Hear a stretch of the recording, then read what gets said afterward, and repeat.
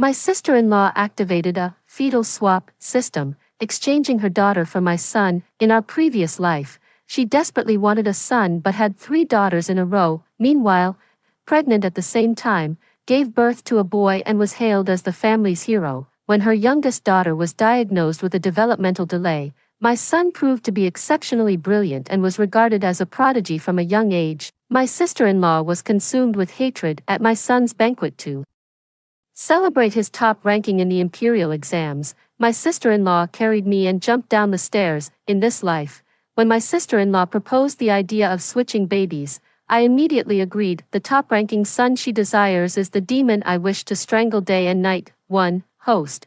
Once you drink this cup of tea, the system will automatically transform the child in your womb. The system notification sound rings. In front of me, my sister-in-law Jiang Fan hands over the transformation tea.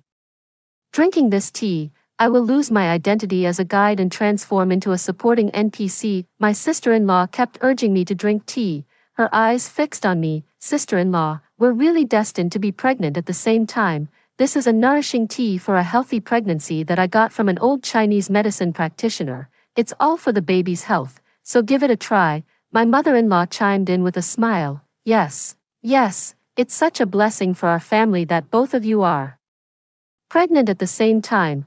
Take good care of your pregnancies and give me 2 big grandsons. After saying that, she glanced at her sister-in-law. Intentionally or not, this is her sister-in-law's 3rd pregnancy, her last hope to try 4. She was an older mother with poor health, and the doctor advised her to terminate the pregnancy. Instead, she slapped the waiver form in the doctor's face, causing a scene in the hospital, accusing the doctor of lacking medical ethics and killing life. Insisting on having the child. In my past life, I sympathized with her, treated as a mere reproductive tool by her in-laws, but after witnessing her intense desire for a son and her cold attitude toward her daughter, I suddenly understood the reasons for someone's wickedness can sometimes be due to their environment, and sometimes it's just their nature. Thank you, sister-in-law. I took the teacup and drank it all in one go. As the last drop disappeared, the excitement in my sister-in-law's eyes grew brighter. She didn't know that I had been reborn too. Ding, adventurer identity updated successfully. She was grinning from ear to ear, her eyes filled with even more scorn and triumph. She lifted her head, stroked her 5-month-old belly, and walked away proudly. As she left, she finally mustered the courage to instruct her mother-in-law to buy an old hen. Your grandson wants to eat it, too. In my past life, I was a guide, a mother to a highly intelligent antisocial genius. The mission was to raise a genius child with potential criminal genes into a good person. The mission was forced to end during the child's coming-of-age celebration at 18. My sister-in-law and I died together. She was obsessed with her son and consumed by jealousy and hatred towards me. She dragged me down the stairs with her. As I fell, on the brink of death, I suddenly caught sight of those indifferent, lifeless eyes upstairs. It was the face of the son I had raised for 18 years, indifferent as he watched his dying mother, even lying that the ambulance was already on its way, preventing everyone from calling, and watching me take my last breath. In that moment, I let go and peacefully accepted death. This mission should have failed long ago. A born devil, beyond anyone's salvation. In this life, my sister-in-law accidentally bound herself to a fetus replacement system. She aims to become the new strategist, the mother of the top scholar. I asked the system, does she know what kind of child has been swapped into her womb? The system shook its head. It said that upon learning she could exchange the fetus in her womb, the new host was overjoyed and had no patience to listen to a detailed introduction of the child. I know, a child prodigy, through and through. I watched him grow up. How could I not know about this child? A son, especially one as respectable as this, is exactly what I've always dreamed of. I'd be more than willing. Hurry up, I want to swap babies. This is so much better.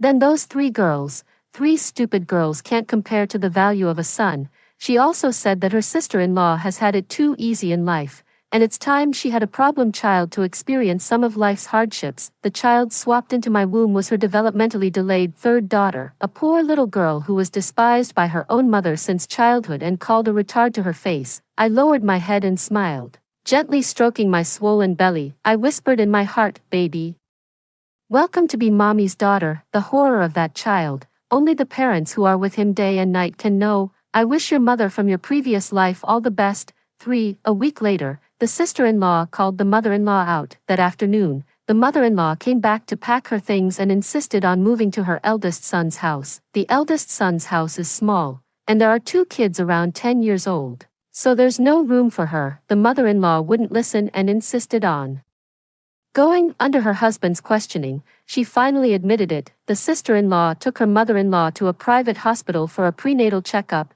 secretly bribing the doctor to determine the baby's gender. I saw it clearly. It's a boy. Second brother, your elder brother finally got a son after so much effort.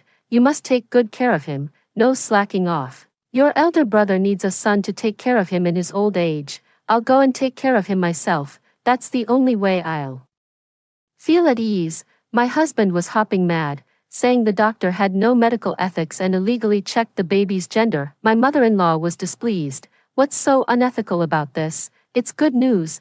Aren't you happy for your older brother? Don't let people fill your head with nonsense all day long until you can't even tell who your real family is. But he's your own nephew. She's being sarcastic with me, just like in my previous life. She always thought that after her son got married, I would often sow discord and be unkind to her precious grandson. It's not her fault. She's naturally dim-witted, blindly favoring boys. In my previous life, her son used his mother to torment me a lot. Honey, let's just let mom go. More hands make lighter work, and it's good for sister-in-law to rest during her pregnancy. I grabbed my husband's hand and persuaded him. A figure suddenly darted in through the slightly ajar door. It's my sister-in-law, so she had come up with my mother-in-law. Afraid we'd take our anger out on her, she had been hiding. Seeing us relent, she decided to come out of hiding. That's right, Lin Yu, you should try to understand your sister-in-law's position. My husband wasn't a fool. He grasped the situation in an instant. He still wouldn't let go. Xiaomeng is also pregnant. Why don't you show some concern for your daughter-in-law? At this remark, the mother-in-law and the sister-in-law exchanged glances. They yanked her husband over. They were whispering behind my back. Son, your wife is carrying a girl. You're both still young. When she's pregnant with a boy next time, it won't be too late for me to come back and help. That's right, little brother. She really is having a daughter. My husband and I don't care whether it's a boy or a girl, as long as it's our own. It's a treasure to our family. I couldn't help but laugh and asked, how do you know I'm having a daughter? Could it be that the sister-in-law let the mother-in-law know about the baby swap? I consulted a master. You're carrying a daughter, and I'm carrying a son. My son will be a dragon among men, according to the system rules. She naturally wouldn't dare. Only this vague ghost story can fool the elderly, for, with my mother-in-law gone, the house is much quieter. I'm enjoying the freedom. My husband bought me a lot of beautiful clothes and jewelry. Among them were even a couple of baby outfits. They had the cutest little pink lace trims. Even though he claims not to believe in fortune-telling, some of it must have gotten through to him. Watching him start preparing for his future daughter so early, I felt both happy and anxious. My sister-in-law didn't tell him about the baby's health. First, she didn't want to be accused of making a malicious curse. Second, she wanted me to have a smooth delivery, and except for the baby's gender, she remained silent about everything else. This way, I can suffer steadily. Giving birth to a daughter is a sin. Giving birth to an impaired daughter is an even greater sin. 5. In the blink of an eye, my mother-in-law's milestone birthday arrived. My sister-in-law and I were both nearing our due dates. At the birthday banquet, all the guests rushed to congratulate her on her wonderful fortune. She was about to get 2 grandsons at once. Beaming with joy, she was absolutely over the moon. Every time this happened, my sister-in-law would chime in from the side. Mine is definitely a boy, no doubt about it. As for my sister-in-law's, well, that's harder to say. It's fine, you're still young anyway. There's plenty of time to try for a second child. Her meaning was crystal clear. She shot me a challenging look with a raised eyebrow. Convinced she was living the ultimate power fantasy life of a protagonist, the guests were understanding and all agreed that sons and daughters are the same, and that a daughter is a warm and caring companion. My sister-in-law chuckled. Let's hope so. I just hope she's not a little troublemaker who's full of surprises. Oh, your sister-in-law has such a gentle nature. Looking after the baby should be a breeze for her. After holding it in for months, they finally couldn't resist mocking the imperfect child in my womb. In her past life, she endured endless gossip and scorn from others because of this child. her mother-in-law treated her with even more contempt, saying she had given birth to a burden that would drag the whole family down. She even urged my elder brother to get a divorce and find another woman to bear him a son. Thankfully, the eldest brother is kind-hearted. He dotes on his 3 daughters and staunchly defends their mother. It's because of him that his wife has a stable, complete family, yet she doesn't seem to appreciate how hard-won this family is. She frequently yells at the 3 girls and often resorts to physical punishment. The youngest daughter has been withdrawn since childhood, and the 2 older ones are timid and cower in front of others. My sister-in-law cursed them as worthless burdens who stole her chance of having a son. She called her youngest daughter a jinx who would drag the whole family down into misery. 6. When I was 8 months pregnant, my mother-in-law gave my sister-in-law and me each a gold bracelet. When my sister-in-law received the bracelet, she let out a gasp of amazement. She weighed it in her hand and immediately put it on. It was the bracelet my mother-in-law from my previous life had given me. On the night I successfully gave birth to my son, my mother-in-law rushed to present me with a congratulatory gift. My sister-in-law could only stand to the side, holding her daughter, looking on with envy. She had given birth to another daughter. My mother-in-law visited only once, hastily handing over a red envelope to fulfill the obligation, and yet, I was the one who received the heavy gold bracelet in this lifetime. The hefty gold bracelet from her mother-in-law finally found its way onto her wrist. Beaming, she gave her a hug. She called out sweetly, "Thank you, Mom." Then, she shifted her gaze to me. "Sis, aren't you going to thank Mom?" My husband's face had already darkened. I pressed his hand, signaling him to calm down. "Thank you, Mom, and thank you, sis-in-law." My bracelet was picked out by my sister-in-law. At a glance, it's clear it's not pure gold, with rough craftsmanship and dull color. Compared to the bracelet on her wrist, the price difference is several times. It later proved to be gold-plated copper. "You're welcome. I hope you like it." My sister-in-law slightly raised her chin. I stroked the bracelet in my hand, secretly amused, and hoped you would like the gift I gave you. 7. On the day of childbirth, only my husband was waiting outside the delivery room. My mother-in-law was left in my sister-in-law's ward. She checked into the hospital well in advance to await the birth in peace, and her mother-in-law was right there, attending to her every need. "Mom, there's something I have to tell you," the fortune teller said. "The baby my sister-in-law is having won't be whole." The moment she heard there was something wrong with the baby, the mother-in-law, who had only meant to peek into the delivery room, sank heavily into a chair, her eyes darting. My sister-in-law decided to just spill everything about her daughter. After holding it in for so long, she could finally get it all off her chest. Besides, she was about to give birth anyway. What? She can't speak, so she's mute. Damn it, how could you give birth to such a thing? What a sin, marrying such a useless woman. The mother-in-law is wailing and making a scene. She's itching to come and curse in the delivery room. My sister-in-law was very pleased. "I've finally come to understand the suffering she endured in her past life. Mom, just let the second son's child fend for herself. She's 18 and still can't speak. The one in my belly is the family's pride and joy. Exceptionally bright, a future top scholar. Look, the moment I got pregnant with him, your son got a promotion and a raise. Isn't that proof he's our little lucky star?" As the transmigrator tasked with this challenging mission, the system granted her abundant material resources. From the moment the fetus swap succeeded, the eldest brother's midlife career crisis vanished. He soared up the ranks, ushering in a second spring for his career. The sister-in-law took the opportunity to boast about herself, claiming it was all due to her good fortune. The mother-in-law looked at the sister-in-law's belly with satisfaction and handed her a big red envelope. "Yes, yes.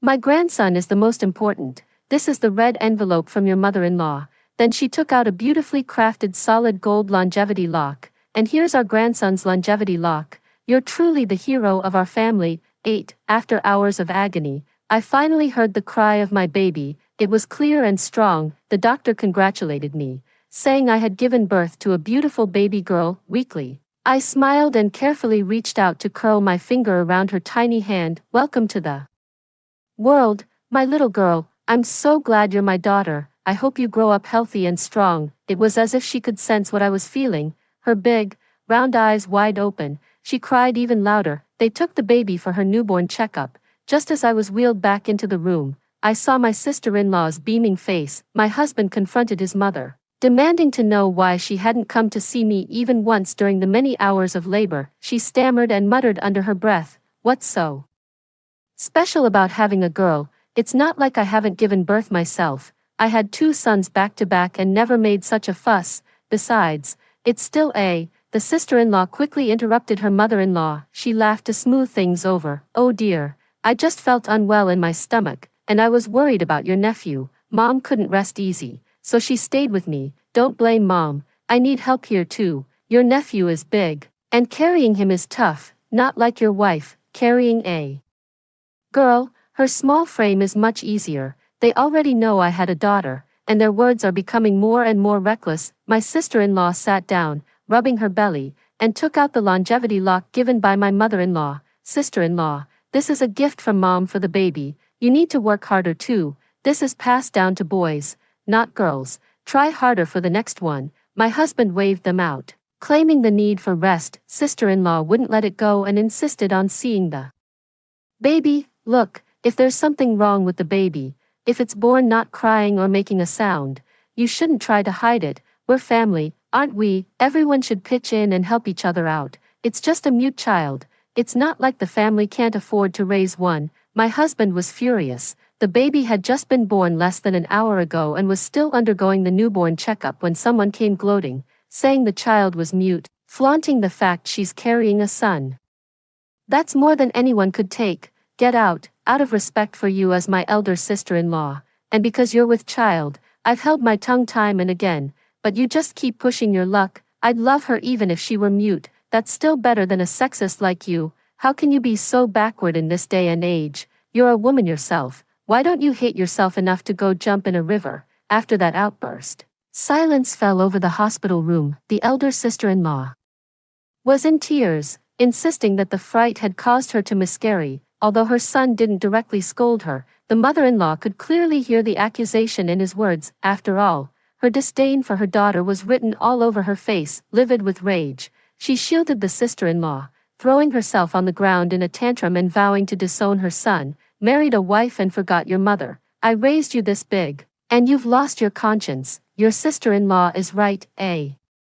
Mute, dragging all of you down. Better just throw him to death." When she said this, she was stunned herself. Sister-in-law raised the corners of her eyes, looking on with an air of amusement. In her past life, when her 3rd daughter was born, her mother-in-law had wanted to dash the infant to death. It was her eldest brother who desperately saved the child. "Mom, you're asking me to kill my own child. Go ahead. Since you like the grandson in your sister-in-law's belly, you won't be the grandmother of my child anymore." My husband was devastated, unable to believe what he had just heard. My mother-in-law panicked, explaining it was just a slip of the tongue, but it was too late. I calmly watched this drama unfold. There's no emotional disturbance at all at this moment. The nurse enters carrying the baby. "Congratulations, Mom and Dad. The baby is very healthy." "Hey, what are you arguing about? Don't you know the mother needs to rest?" The husband wept with joy as he watched his daughter cry. The expressions on the mother-in-law and sister-in-law's faces were utterly blank. "Absolutely fascinating." 9. "What did you say? Not mute? That's impossible. She clearly is. Nothing has changed." The sister-in-law rushed over, staring at her daughter in the nurse's arms, muttering to herself, "Yes, these features, this face. Isn't this the mute little daughter she despised in her past life?" "Sister-in-law, please leave. Otherwise, don't blame me for disregarding my brother's feelings." My husband signaled to the nurse to protect the child and then placed them in my arms, kept trying to shoo her away. "Jejia just gave birth. She needs to rest. Mom, don't bother coming anymore. You already said you'd go take care of my sister-in-law during her confinement anyway." Jejia married far from home, and I already feel terrible about that. My company approved my long leave, and I will take good care of them. Seeing her son's stern expression, the mother-in-law's face was etched with disappointment. She gave her husband a hard shove. "You ungrateful wretch, I'm your own mother. You treat that outsider like royalty just because she gave you a daughter. I'm putting it out there right now. If Sun Jia doesn't give me a grandson, I won't acknowledge this granddaughter over my dead body." Seeing this, my sister-in-law couldn't help but smirk to herself. It was exactly what my mother-in-law had said to her in her past life. The mother-in-law was as harsh as she said she would be. treating her 3 granddaughters terribly, and my sister-in-law's life was very difficult, often taking her frustration out on the children. Now, it's finally my turn. Oh, sister-in-law, why not have another child? Oh, I forgot, it seems sister-in-law can't have children anymore. What's the use of this woman if she can't bear children? It's okay, at least she gave birth to a daughter. I was startled. I immediately asked the system in my mind. The system says that my sister-in-law wants me to swap children with her. And also swap our child Luck. In her previous life, after giving birth to her younger daughter, she couldn't have more children, and in this life, I can't either. Host, precisely because of her unreasonable request, we have specially approved your request. As compensation, my application is for the poor little girl who suffered so much in her previous life. This life, I hope to be healthy and whole. It doesn't matter anymore. Anyway, I don't want to have children for such a family again. It would only add to the trouble. 10. After the doctor came in and confirmed that my health condition made pregnancy inadvisable, my mother-in-law immediately tried to make my husband leave me. My husband firmly and unequivocally refused. He guiltily protected his wife and daughter. I like having a daughter. I'm sorry to have wronged you, dear. Don't worry, I won't divorce you. Let's raise our daughter together. Sister-in-law was furious. She couldn't bear to see such a warm scene. After all, she had suffered so much in her previous life. This anger triggered her pregnancy complications. She was immediately rushed to the delivery room. My dear son is finally about to be born. 11. Sister-in-law gave birth to a big, healthy boy. Mother-in-law came over, proudly holding him. He kept praising his sister-in-law for being so capable, having given birth to the family's first boy. Oh, how miserable I am, an old woman. This is the only grandson left. After saying that, she started crying again. The hospital was short on beds, so after my sister-in-law gave birth, she was placed in the same room as me. My husband tried several times to request a room change, but there were no available beds. Mom, when I was giving birth, I saw the North Star. It was so bright, it shot right into my belly, and the next second, your grandson was here. The sister-in-law sipped the chicken soup her mother-in-law had simmered for 2 hours, smiling and agreeing. The older brother's career is on the rise, and he's also busy taking care of his 2 young daughters at home. He rarely visits the hospital. Perhaps it's the blessing of the children, but the older brother brought the good news of a promotion and a raise last time. He apologetically gave a child's gold bracelet as a gift. He was apologizing on behalf of his sister-in-law. Before it could even be put on, my mother-in-law snatched it away. My sister-in-law wiped her tears, saying her husband had no conscience. Is a niece closer than a son? I risked my life to give him a son, and he buys bracelets for someone else. Mom, tell me, am I not wronged? And yet, she refused to breastfeed the baby. The mother-in-law was frantic. How can my precious grandson go hungry? She quickly slipped the bracelet onto her grandson's ankle and glared at me sideways. A daughter with a light fate. Can she bear such a fine thing? You don't even have a clue. That move absolutely infuriated my husband. With eyes red, he stormed out. When he returned, he was holding a large box of gold jewelry. There were pieces for the baby, and for me, announced that they have already arranged for a postpartum care center. Leaving right away, I felt a bit touched in my heart. 12. As our baby grows day by day, my husband and I carefully chose a name for her, Joannel. We hope she lives a life of peace and joy. Over there, my sister-in-law threw a grand full moon banquet. My husband went alone. Afraid I might be wronged, he came back and told our young nephew his full name, Zhou Jiawen. Supposedly, my sister-in-law consulted several masters to choose the name. I chuckled to myself. There's no such thing as a true master. This name is the one I chose in my past life.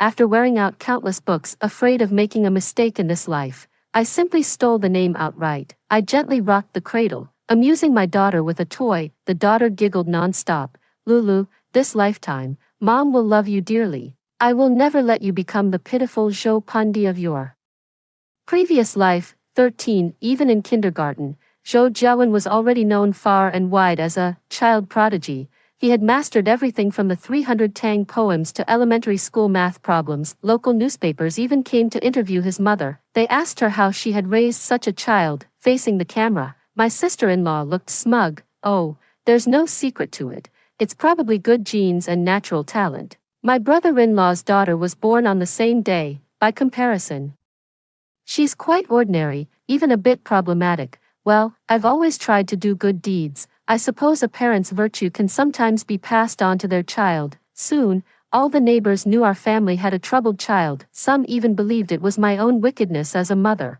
that I had done too many bad things. And this was my retribution, visited upon my child. Even in the family group chat, someone is subtly lecturing me. Zhao Jia, I shouldn't be meddling in your family affairs, but I can't stand it anymore. Your mother-in-law cries every day, accusing you of instigating your son to cut ties with her. Did she raise her excellent son just to give him to you as a daughter-in-law? Don't overstep your bounds, or it won't end well for the child. Exactly. Look at your sister-in-law. Your mother-in-law praises her every day. She's beautiful and intelligent, hardworking and capable. Her husband has become a big manager. Her son is a little genius, and even her two daughters are well-behaved and obedient, taking good care of their younger brother. That's what a wife who brings good fortune to her husband looks like. Each sentence, each phrase, is about putting others down while lifting some up. Actually, Lulu doesn't have any serious illness. It's just that her language development is a bit delayed, perhaps due to past life reasons. Lulu isn't very willing to speak now. We have intervened in time, and the doctor says the child is actually fine and will improve gradually.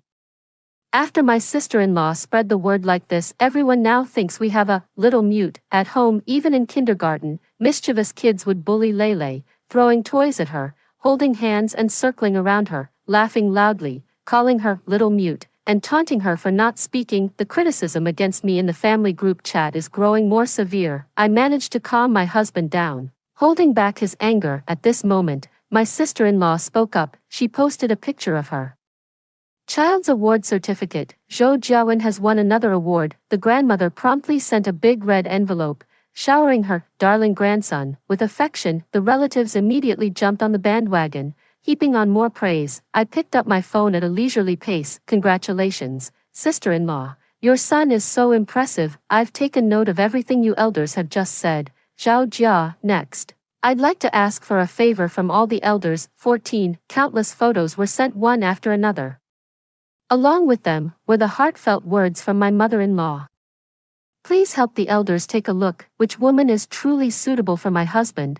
My mother-in-law is overwhelmed with choices and getting quite anxious. In an instant, the relatives who had been putting on airs fell silent, because what I posted was the matchmaking candidates my mother-in-law had chosen for my husband. According to the records, my mother-in-law was urging and persuading my husband. Zhao Jia is useless. Even the daughter she gave birth to is unlucky. What? Speaks a little slowly. I think she's just mute. Last time she wouldn't even call me grandma. A daughter-in-law and daughter this unlucky. Divorce her immediately. My good son, you're my precious youngest. Mom can't bear to see you suffer like this. Listen to me, she can't have any more children anyway. Find yourself a new wife. These are the ones Mom picked out for you. See if any are suitable. Once you find the right one, we'll kick Zhao Jia to the curb. Since she's so fond of that girl, she won't want to leave her. Perfect. Let her take the kid and get lost. Then you can happily remarry, get a new wife, and have a son. The truth is, it wasn't that my daughter couldn't call out for her grandma. My husband had taught her how to speak, but even a carefree child, no matter how young, can feel the fear when faced with an adult who glares at you with disdain in their eyes. They can all sense the fear. Only when elders show affection can the younger generation show filial piety. Seeing no response in the group, I sent another video, which was sent to me by the kindergarten teacher. In the video, a little boy tearfully admitted that Zhou Jiawen had instructed them to bully Lele. The little boy said that every time they made Lele cry, Zhou Jiawen would secretly give them snacks. Several children who often bullied Lele admitted their wrongdoing. They promised they would never bully Lele again. Only Zhou Jiawen sat quietly to the side, turning a deaf ear to his classmates' accusations and the teacher's criticism. He was unnervingly calm for a 6-year-old. Teacher, what evidence do you have that I instigated this? They're the most mischievous kids in the class. It's possible they're framing me. Are children's words always true? The teacher scoured all the surveillance footage from the kindergarten but couldn't find any video of Zhou Jiawen handing candy to the children. Zhou Jiawen seemed to have anticipated this. He gave the teacher a slight smile. It's okay, teacher, I forgive you, because he had always perfectly avoided the blind spots of the surveillance cameras. 15. The mother-in-law was rendered speechless by the evidence, unable to bear the criticism from relatives. I quietly left the family group. Only my sister-in-law insists that I am falsely accusing her precious son. How could he possibly understand all this at such a young age? Zhao Jia, your mind is dirty, so everything you see is dirty. I think you're just jealous, really. I watched her stubbornly argue and felt utterly speechless. Devils are devils from a young age. In his past life, Zhou Jiawen's thoughts were already extremely dark. He appeared well-behaved on the surface, but after I criticized him, he would secretly place thumbtacks in my slippers. He would sit by my bed at midnight with a towel in hand. The little one began to smile and make sweet sounds after I discovered them. Mom, you know, how many seconds does it take for someone to die when their mouth and nose are covered? They would deliberately scare me while I was driving, causing me to crash into the guardrail. Countless incidents, too many to enumerate. I played a cat-and-mouse game with him, outwitting each other, and barely survived until he came of age, yet I still met my end at his hands. 16. I chose a primary school a bit farther from home for Lele, to avoid Zhou Jiawen. The good news is, perhaps due to the improved environment, Lele has become much more outgoing. She's made good friends and has started talking now. She's no different from her peers. When we discovered her talent for painting, my husband and I enrolled her in the best art class. The rose we carefully nurtured finally bloomed in the belated spring. Zhou Jiawen was admitted to the key primary school as he wished, and he skipped 3 grades every year. My sister-in-law speaks as an outstanding parent representative. She lived a life of boundless glory as she had always wished. If Zhou Jiawen hadn't gotten into trouble that day, an ambulance brought a little girl to the hospital. A long, thin pencil was stuck in the girl's eye. Blood covered their faces, and the doctors and nurses with them were also stained with blood. She could only silently shed tears from the pain. The parents beside her were crying heartbrokenly. At a glance, I recognized it as the school uniform from Zhou Jiawen's school. A vague sense of unease settled in my heart. Sure enough, the answer came when my mother-in-law called. Jia. Jiawen got into a conflict at school and his desk mate got a little hurt. They've been brought to your hospital. Could you please go check on them? What a well-behaved boy Gavin is. That girl must have provoked him on purpose. You're his aunt. Go check on things. Don't let her parents file a serious injury report just to extort us. I closed my eyes for a moment before speaking, stabbing a pencil through a girl's eye. And you call that a minor injury? Have you no shame? Her mother-in-law was left speechless. Her sister-in-law snatched the phone and began to curse. Zhao Jia, don't you dare try to intimidate me. We're on our way to the hospital now. It's just kids messing around. Why make such a big deal out of it? My son is focused on his studies, nothing like those stupid kids. He's going to be the top scholar, you know. Besides, who's at fault isn't clear yet. These days, girls are just difficult. 17. It wasn't until they arrived at the hospital and heard the police explain the situation that their world came crashing down. After emergency treatment, the girl was out of mortal danger. However, the injury to her right eye was too severe, resulting in permanent blindness. The girl's parents refused to settle and insisted on taking the case to court. The incident was quickly reported by local news. The once brilliant prodigy turned into a ruthless devil. This is absolutely explosive. The cause was simply that the girl accidentally witnessed Zhou Jiawen abusing stray cats on campus. She stepped forward to intervene, only to be met with punches and kicks from Zhou Jiawen. So what if the animal died?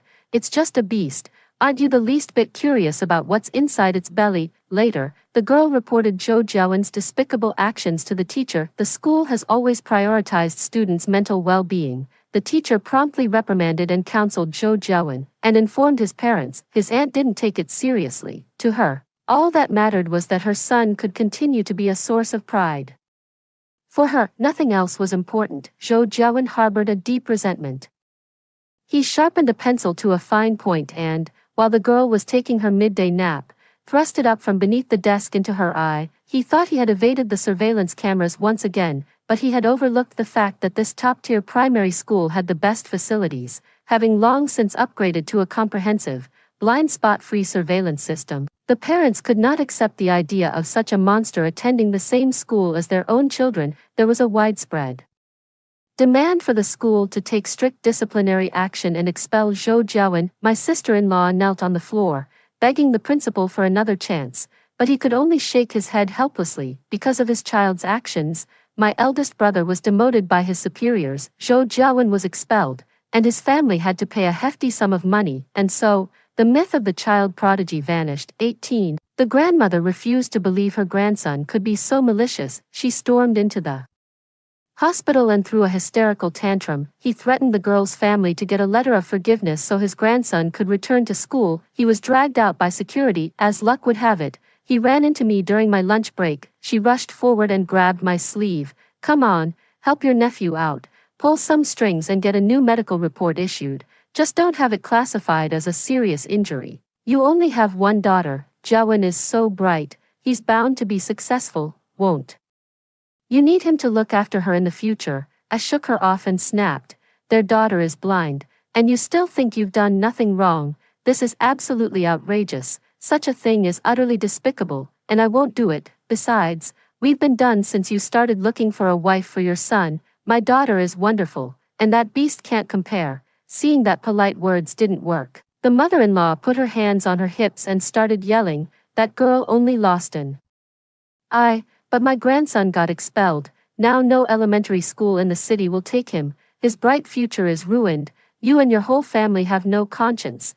When the girl's family heard this, they nearly beat the old woman to death. When my sister-in-law rushed over, my mother-in-law already had 2 black eyes. Her face was swollen from being slapped. She demanded to know why I didn't stop it. I spread my hands helplessly. "I'm busy, I have to work. Besides, wasn't it you who egged Mom on to come make a scene at the hospital?" My sister-in-law looked around guiltily. She helped her mother-in-law up and said loudly, "Mom, if these lousy schools won't take me, then I just won't go. Blind fools, just you wait and see. My son doesn't need to go to school in the city to become the top scholar." I walked up to her and stared into her eyes. I began to ask, "Sister-in-law, are you really telling me you had no idea about all the terrible things your son did? Aren't you afraid to have given birth to such a frightening person?" 19. The sister-in-law's face froze, a flicker of hesitation appearing in her eyes. How could she not know? After Zhou Jiawen's case blew up, many parents came forward to expose the truth. The kids at school are most afraid of Zhou Jiawen. Although Zhou Jiawen is younger than his classmates, he is cunning, and every time a classmate gets hurt, it always seems to involve him. He always manages to talk his way out of trouble with the teachers and then paints himself as the victim. Even the homeroom teacher couldn't help but remark. Once, he came in second on a monthly exam. He came to see me in the office during my lunch break, and after he left, I found a chrysanthemum in my teacup.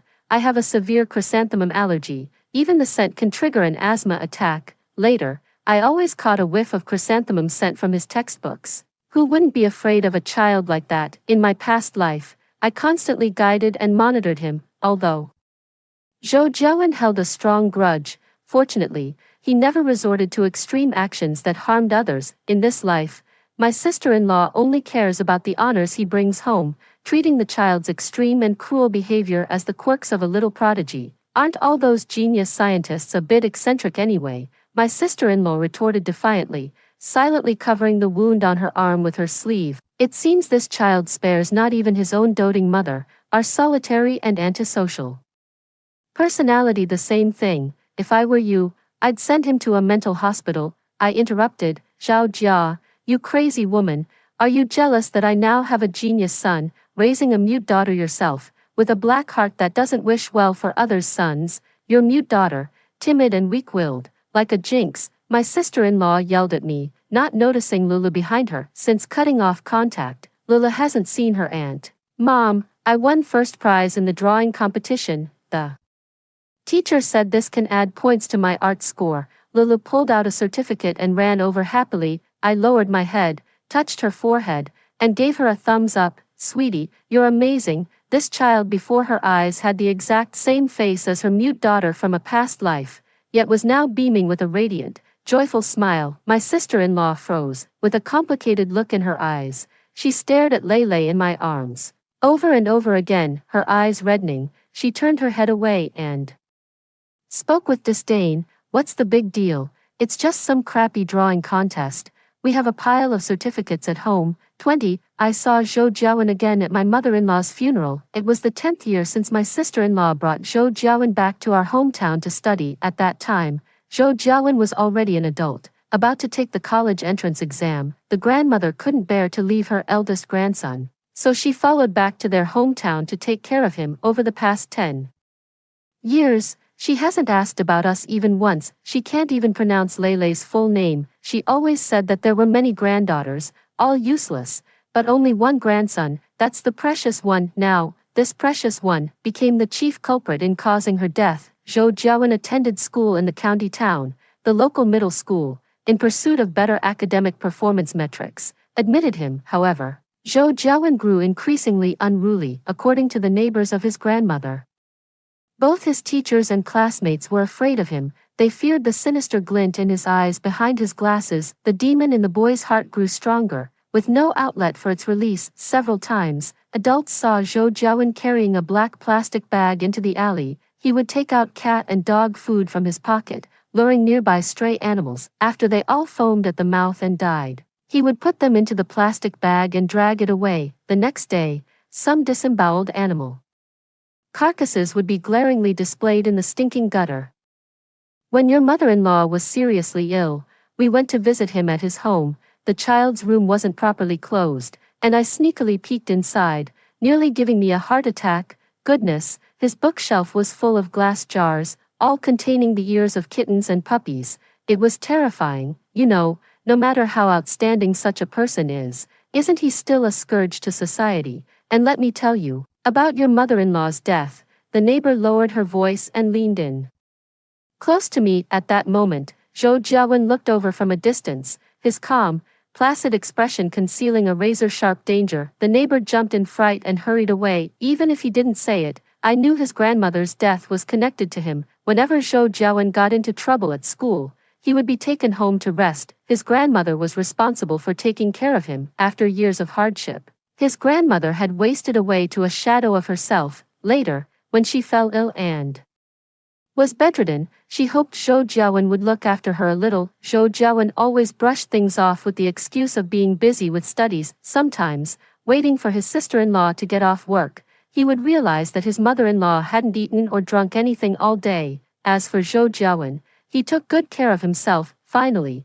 his sister-in-law couldn't hold back and scolded him. From then on, the way he looked at his grandmother grew increasingly intense. Finally, on a snowy night, her mother-in-law suddenly died of a heart attack. Before she died, the emergency medication scattered all over the floor. She lay in bed, unable to reach even one pill, and could only gasp her last breath. 21. Mom, are you doing well? Zhou Jiawen's words just blurted out, making me extremely nervous. I forced myself to stay calm and managed a strained smile. Child, I am your aunt. You're mistaken due to your grief. Zhou Jiawen's eyes darkened, and he put on a fake smile. Hello, Auntie. He actually has memories from his past life. Seeing that he hadn't seen through me, I quickly made an excuse and left. Auntie, don't forget to come to my celebration banquet. There are 2 months left until the college entrance exams. His tone was confident and assured. Auntie, wouldn't you like to be the mother of a top scholar? I can make that wish come true for you. Auntie, I froze, pretended not to hear, and hurried away. I didn't dare look back, terrified that if I did, I'd see that same ghastly, sinister smile from a past life. 22. Zhou Jiawen never got to attend the celebration banquet for the top scholar. He didn't become the top scholar, not even making it to the college entrance exam, because on the eve of the college entrance exam, he killed his sister-in-law. He killed his own mother. His sister-in-law knew everything Zhou Jiawen did to his mother-in-law from start to finish, to save her son. She chose silence. She thought her actions would earn her son's gratitude. She wasn't unaware of the demon in her son's heart. She just couldn't let go of her obsession. In this lifetime, she was determined to become the mother of a top scholar. When the college entrance exams finally arrived, she was so overjoyed she drank some wine, held her son, and wept. She poured out the hardships she had endured. She said it didn't matter if grandma died, as long as her son was safe and sound. She vowed she would never hand over the surveillance footage to anyone, not for the rest of her life. The surveillance footage shows Zhou Jiawen killing a stray cat in front of his grandmother, and then, As she lay dying, deliberately scattering her emergency medication across the floor, he crouched down, quietly observing her agonizing struggle. All the while, he watched his watch and counted down. How long it takes for a person to die. You'll be the top scholar in the future, and mom's life won't have been in vain. That bitch Xiao Jia. I'm luckier than you, ha ha ha ha ha ha. But son, you need to rein in your temper, not every time. There's a mother to protect you, she really loves you. Do you know how hard it is for your mom? You're in the countryside, and I didn't even bother with your two older sisters. Those two brats, without my discipline, are actually living much better than they did in their previous lives. My sister-in-law grew more and more animated as she spoke, completely oblivious to the seething fury in Zhou Jiawen's eyes. Like a raging inferno, it only grew more intense. He knew his mother's love for him came with conditions. Mom, I helped make your wish come true. Can you help make mine come true? He asked coldly. It was a terrifying calm, holding her precious son. My sister-in-law swore on her heart that she was willing to do anything. Remember when the top scholar gave his speech and called out his mother's full name? I'm Jiang Fen. Speak up, son. What do you want? Zhou Jiawen nodded. He looked deeply at the excited woman in front of him. I'm so tired, Mom. My whole life, I've only ever had one wish. What is it? I'll make it come true for you.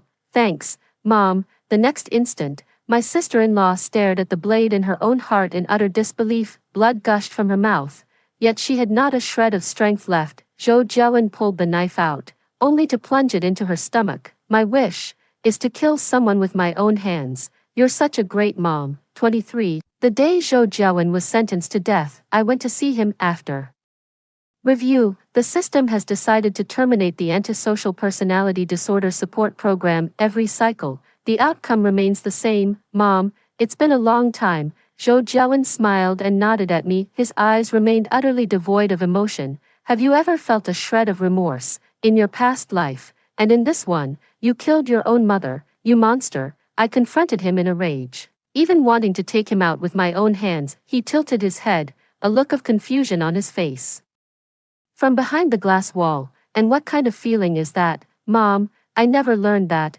I just want to be myself. His attitude was terrifyingly cold, and his words sent chills down my spine. I realized how foolish I had been. I shouldn't have tried to talk about emotions or morality with a beast. May you rest in peace, you monster. I walked out of the prison, my husband standing by the car with Lele. Lele got into a prestigious university. The future looks bright. She stepped forward, looking at me with concern. Mom, why are you crying? Don't cry. How about we go shopping and have cake? I smiled, wiped away my tears, and nodded. Without Zhou Jiawen in my life, even if I'm just an ordinary NPC, I'm content. Story 2. In our past life, my junior sister immediately chose that pure white, beautiful fox at first glance. As for me, I picked a ferocious-looking black snake. My junior sister mocked my spirit beast for being ugly and ill-tempered, but she never expected this black snake's true form was actually the dragon prince from the ninth heaven.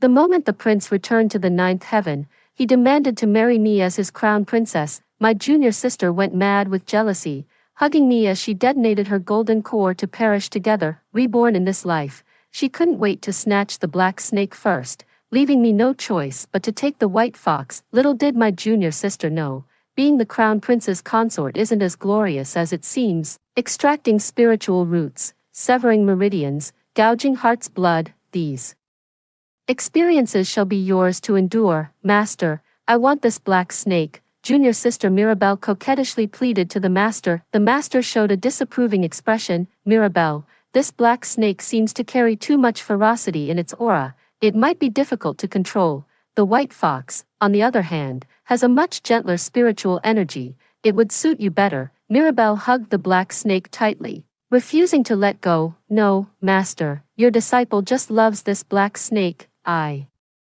took a liking to it at first sight. Perhaps this is fate's arrangement. Seeing Mirabelle's persistence, the master could only dotingly ruffle her hair and say, very well, have it your way then. Witnessing this scene before me, I suddenly realized I had been reborn. In my previous life, I brought back two spirit beasts from the mystic void realm. One was a black serpent, the other a white fox. The mysterious realm is fraught with dangers, and any spirit beast that can survive there is certainly no ordinary creature. Therefore, our master decided to let my junior sister and me directly form contracts with them. My junior sister, with her delicate beauty and lively personality, has always been our master's favorite since childhood. She immediately took a liking to the beautiful white fox and clamored to form a contract with it. The master didn't even ask for my opinion before giving the white fox to her, even though I was the one who brought both spirit beasts back, had no intention of competing with her, so I simply contracted the black snake directly. But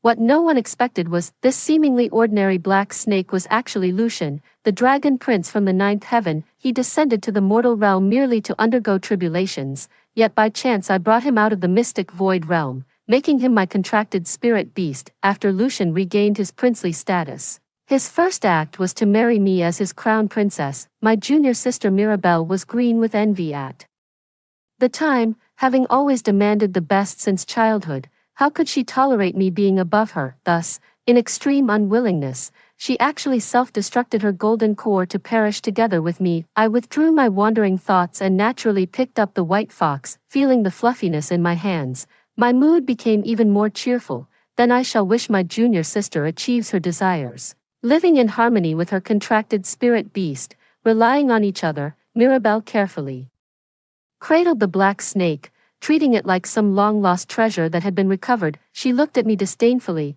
Senior sister, in this lifetime, I want you to witness with your own eyes how I reach the pinnacle. When that time comes, all of you will be trampled beneath my feet. Wonderful, I simply can't wait. Who would have thought someone would be so eager to take on my calamity for me? Mirabelle is no junior sister. She's a living bodhisattva. In her past life, what Mirabelle saw was merely the surface of things. She only knew of my glorious days, when I could become the noble crown princess of the Nine Heaven Dragon clan, but this was something I nearly lost half my life to achieve. Lucian has an extremely violent temperament. Although he was my contracted spirit beast in my past life, he showed me no respect whatsoever. He resented me for contracting him because he actually had someone else in his heart. That person was none other than Princess Daphne of Penglai continent. In their childhood, Daphne once entered the mystic void secret realm and shared a brief connection with Lucian, which made him unable to forget her for years to come. I took him out of the mystic secret realm,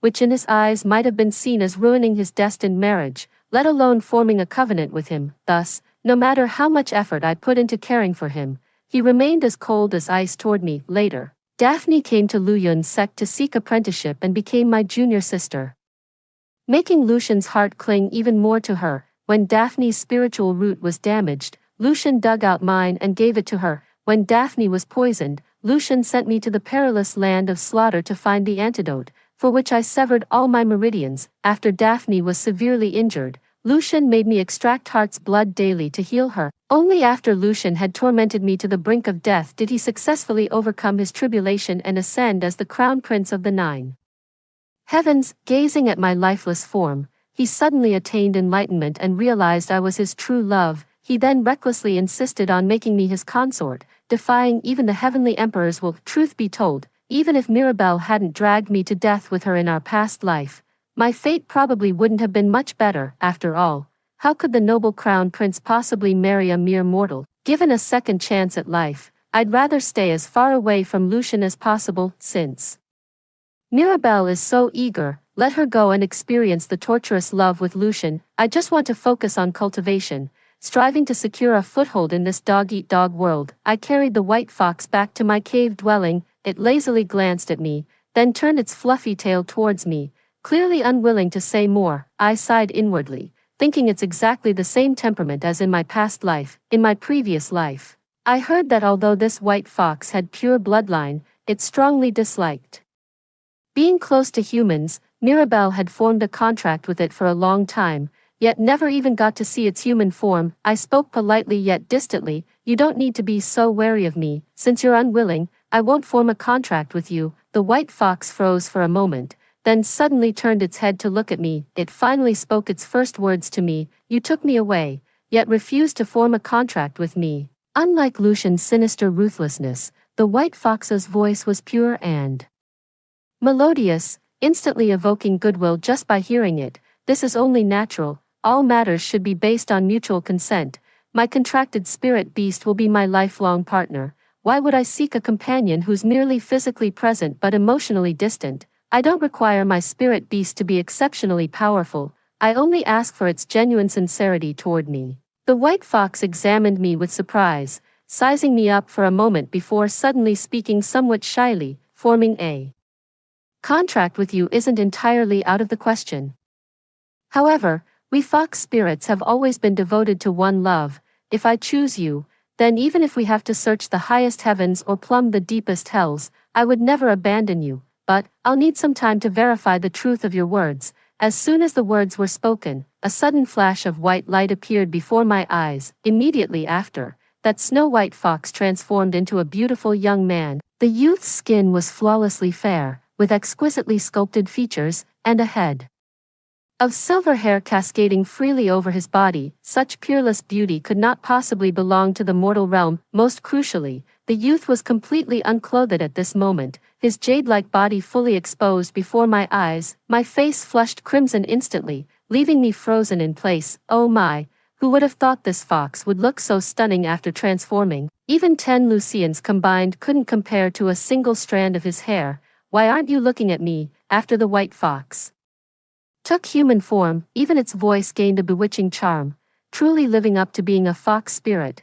Put your clothes on first. I don't have any clothes. After saying this, he seemed somewhat aggrieved. Immediately after, his jade-white arms reached out from behind me and wrapped around my waist. You want to be my master, yet you won't even prepare clothes for me. What kind of logic is this? I had no idea it would suddenly take human form. I was already prepared to bid farewell to this arrogant white fox, but that hand clung tightly to my waist. In my panic, I directly removed my outer robe and draped it over him. With just one glance at him, I felt my heart tremble violently again. Hiss, this half-covered look seems even more enticing. By the way, I haven't told you my name yet. My name is Bran, and so, Bran temporarily moved in with me. I'm eager to improve my cultivation, rising before dawn every day to practice swordplay. With Bran watching by my side. Isla, your sword retraction was too slow just now, too off-target, and too light. This strike lacks sufficient lethality.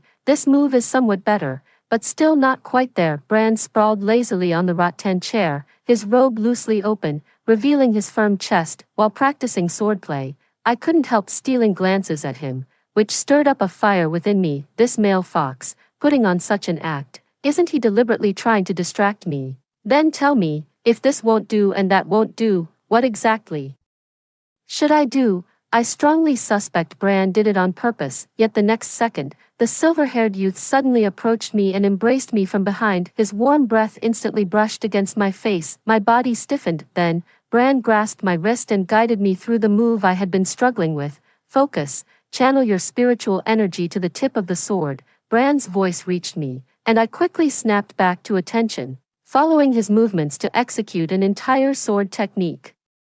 It's really different. With Bran's guidance, the power of this move of mine has increased several times over compared to before. I couldn't help but eye him suspiciously. Just what is the origin of this fox? Despite having such low spiritual energy and appearing utterly fragile, his discernment is terrifyingly sharp, able to spot the crux of the matter at a glance. He was like an enigma, whether in this life or the last. I never truly understood him. I was about to say something when suddenly I sensed a powerful energy fluctuation coming from the direction of Mirabelle's cave dwelling. I took Bran to see the commotion at Mirabelle's place. There, Mirabelle was seen sitting on the ground in disarray, looking pitifully at the black-clad man standing before her. The man had a sinister and fierce appearance, yet I recognized him all too well. It was Lucien. Too, damn woman, I've told you I don't want to form a pact with you. When will you finally release me from this contract? Lucien gripped Mirabelle's throat and roared. Mirabelle could barely breathe, yet she still gazed at Lucien with that fragile, affectionate look in her eyes. Lucien, I genuinely like you. Lucien's face darkened as he impatiently shoved her away, making her land right at my feet. Tisk, junior sister, what's wrong with you? Why are you fighting with your own contracted spirit beast? Mirabelle was about to say something when she suddenly froze upon seeing Bran. Her eyes filled with awe, then, a deep sense of jealousy surfaced once again. You're that white fox. Why did you take human form so early in this life? when no matter what I did in the previous life you refused to transform. Mirabelle's face twisted with the flames of jealousy as she stepped forward, reaching to grab Bran's sleeve, but I blocked her. Junior sister, what are you talking about? Bran is my contracted spirit beast. Your black snake is over there. I pointed at Lucien. Mirabelle snapped back to reality, quickly averting her gaze from Bran and refocusing all her attention on Lucien. The two of them kept tugging at each other, and in no time, they had drawn quite a crowd of disciples. What's going on? Why is Junior sister being so submissive to her contracted spirit beast? Exactly, this black snake is way too unruly. They've already formed a contract, yet it still tries to harm its own master. Look at senior sister's spirit beast. Oh my, it's so beautiful. Even if its power is weak, a white fox this gorgeous is totally worth it. Hearing someone praise his beauty, Bran secretly curled up the corners of his mouth, then turned his back to me, afraid I'd notice. Little did he know I had already taken note of his every move. I was well aware of this fox's inherent arrogance. Just at that moment, the master arrived in haste. Seeing his prized disciple actually groveling before a little black snake, his face instantly darkened. You dare, vile beast. The master struck at Lucien, but the junior sister screamed in fright and shielded him. Master, please don't hurt him. Then, she suddenly coughed up a mouthful of blood. The master was heartbroken. Mirabelle, how could you still protect this vile creature? Lucien is my contracted spirit beast. No matter what he does, I will always stand by his side. My junior sister was still loudly proclaiming her love for Lucien, failing to notice the growing disappointment in our master's eyes. At that moment, Lucien suddenly snorted coldly. Who needs your protection, damned Taoist? How dare you attack me? To everyone's shock, he actually launched an attack against our master. The master was caught off guard and truly struck by Lucien, immediately feeling a metallic taste in his throat, nearly spitting out blood. With quick wit, I stepped forward to support the master, angrily rebuking, you audacious beast, how dare you attack the leader of the Luyan sect? Mirabelle's face turned pale with fear, yet she shielded Lucien, pleading tearfully, Master, I beg you to forgive Lucien, he's not inherently evil, it was I who forced the contract upon him. Angering him, it's all my fault. If punishment is due, let it fall upon this disciple. Mirabelle firmly believed that given her master's fondness for her, he would handle this matter with leniency and not truly punish him. Yet the master coldly declared, since you sincerely plead for this wretched creature, go to the discipline hall and receive 10 lashes. Moreover, you must participate in the sect's grand competition 3 years later. Only the victor may become the next leader of our Luyan sect. The junior sister instantly widened her eyes in disbelief, her face turning pale. If it were just about receiving the whip, it wouldn't be so bad, just a moment of pain. But the words that followed from the master made the junior sister completely uneasy, because the master had long ago revealed to her that she was the chosen successor to the sect. As long as her cultivation progressed, everything would fall into place. So she had never felt much urgency, but now the master explicitly stated that only by winning the sect competition could one inherit the Luyan sect. What should we do about this? Among all the disciples of Luyan sect, I've always been the one with the highest cultivation. If she faces me, can she really win? Mirabelle panicked and wanted to step forward to plead with the master, but the master left without even turning his head. The remaining disciples, seeing there was no more excitement to be had, quickly left as well, not forgetting to take a jab at Mirabelle on their way out. Tisk, well, now you've got to face off against the most formidable senior sister in the entire sect. Good luck with that, junior sister. Isla. Mirabelle's face darkened as she glared at me angrily. What's wrong, junior sister? Why are you suddenly so angry? Could it be that you're scared now that you know you're no match for me? Mirabelle choked, then suddenly thought of something. Humph, don't get cocky. In 3 years, I'll definitely defeat you. I said I'd crush you under my heel. After speaking, she ran toward Lucien with adoration all over her face, asking softly if he was hurt anywhere. Bran rested his chin on my shoulder and said lazily, is your junior sister really not a spirit beast? She wags her tail better than a dog. I burst out laughing. This fox really has a sharp tongue. I knew what Mirabelle was thinking. She simply wanted to continue pursuing Lucien as the crown prince of the 9 heavens. Helping her win first place in a sect competition would be nothing to him. If he wished, I shook my head. Things aren't as simple as you imagine, my foolish junior sister. I continued dragging Bran into relentless day and night training, because I desperately wanted to grow stronger. The taste of being at others' mercy in my past life remains vivid.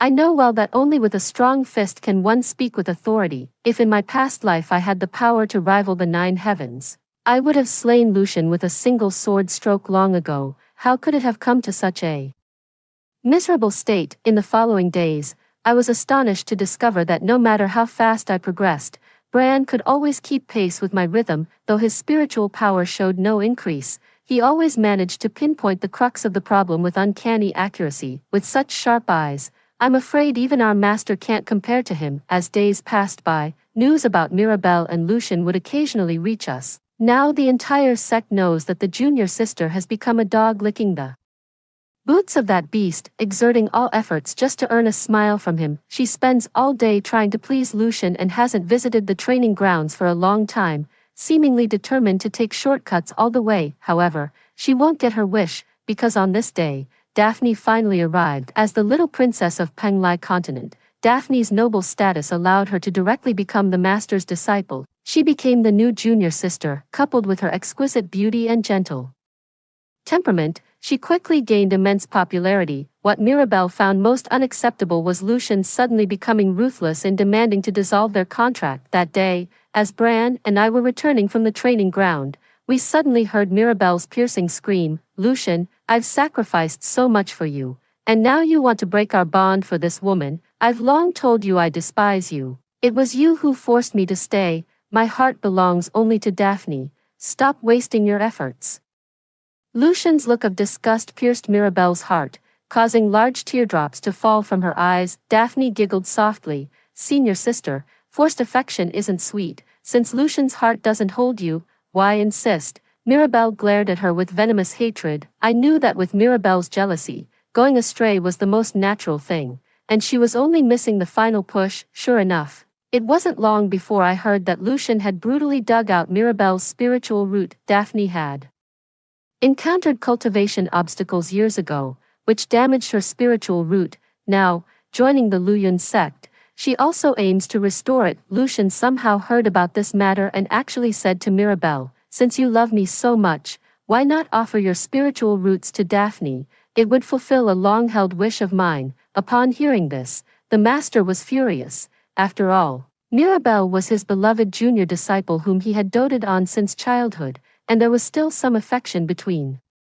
them. Unable to easily punish the well-connected Daphne, he decided to teach Lucian a lesson instead. Yet Mirabelle actually stepped forward to shield Lucian, saying, "Master, please don't harm him. I am willing to bear all consequences alone." In the end, the master's face turned from pale to livid, utterly disappointed in Mirabelle, leaving only these words, "Since it has come to this, don't you dare regret it." From then on, not a single person in the entire sect failed to say that Mirabelle must have been bewitched, to be so fixated on a mere spirit beast. When I saw Mirabelle again, she was curled up on the ground in agony, her face deathly pale, cold sweat continuously breaking out. "Isla, you must be quite pleased to see me like this, aren't you? Haha, you simply don't understand. Lucian just hasn't realized yet that it's me he loves." I sighed, truly unable to comprehend what Mirabelle hoped to achieve by doing this, exhausting all efforts and covering herself in wounds, all just to please a man. Even if she did get her wish and became the crown princess, what then? In the end, she's just a daughter flower that needs to cling to a man, forever without a voice in front of men. In my past life, after having my spiritual root extracted, there was only one thought in my heart, to one day personally take revenge. Yet Mirabelle only felt that she had taken one step closer to winning over Lucian. "Junior sister, now that you've lost your spiritual root, have you thought about what to do in the sect competition 3 years from now?" As soon as these words were spoken, Mirabelle's expression instantly changed. She had been busy trying to please Lucian all this time and had long forgotten about the sect competition. Senior sister, please help me. After all, we grew up together as fellow disciples. I beg you to help me kill Daphne. As long as Daphne is gone, Lucian will definitely notice me." Mirabelle grabbed my sleeve. Speaking with frenzied desperation, I gently pushed her away. "Come to your senses, even without Daphne, Lucian was never the right one for you. It's not too late to walk away now. Mirabelle's eyes reddened. Isla, if you won't help me, fine. I don't need you mocking me. I shook my head and turned to leave. No advice can stop a man determined to ruin himself. Mirabelle wouldn't give up even if she reached the Yellow River. 3. With the sect competition approaching, I refused to slack off and practice desperately every day. Under Bran's guidance, I'm making rapid progress, almost no one on. The training ground is my match, except for Daphne, since her spiritual roots were restored. Her cultivation has been advancing by leaps and bounds. Everyone says Daphne is a once-in-a-generation genius, only I know it's because Lucian has been continuously transferring spiritual energy to her, aiming to help her win first place in the sect competition. Lucian is someone whose love and hatred are both extreme. When he loves someone, he would give them the best without hesitation. When he hates someone, he wishes nothing but their death. To help Daphne quickly improve her cultivation, he even tapped into his vital energy. This caused his complexion to grow increasingly pale. As Mirabelle's spirit beast, he still helped Daphne like this, drawing endless gossip from fellow disciples. Senior sister, you're truly amazing, but I'll improve even more next time. Daphne had her long sword knocked from her hand by me, yet showed no anger, still smiling as she spoke. Having lived 2 lives, I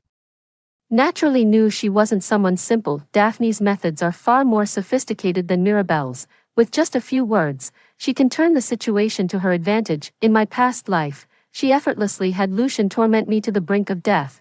Then I look forward to competing with my junior sister 3 years from now. I had no desire to speak further, but Daphne suddenly remarked, "Senior sister's spirit beast is truly beautiful. Standing beside you, it's like you're from 2 different worlds." She gazed at Bran with tender eyes, her expression openly revealing admiration and desire. My face darkened.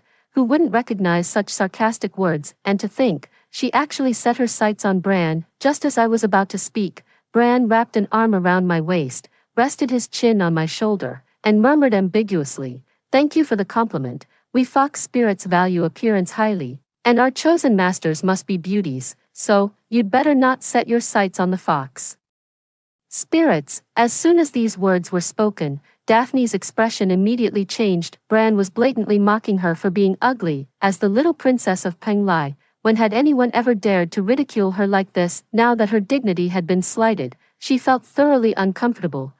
Senior sister's spirit beast is quite sharp-tongued. I'll take my leave for now. I thought this was just a minor incident, but who knew there would be more to come? That day, when I returned to my cave abode, I couldn't find Bran anywhere. Just as I was about to go search for him, I saw a disciple rushing towards me in a panic. "Senior sister, something terrible has happened. Your spirit beast has gone berserk and is trying to violate junior sister Daphne's purity. You must go see immediately." My mind exploded with a buzz. "Are you sure you didn't get it backwards?" With Bran's looks, isn't it more likely Daphne wanted to defile Bran? I had a million doubts in my heart, but still rushed to Daphne's cave dwelling. She was weeping pearly tears, leaning against Lucian's chest. Lucian held Daphne with aching tenderness, then glared furiously at Bran. As for Bran, he wore an expression of utter despair, his eyes rolling skyward. Seeing him like this, my anxious heart eased slightly.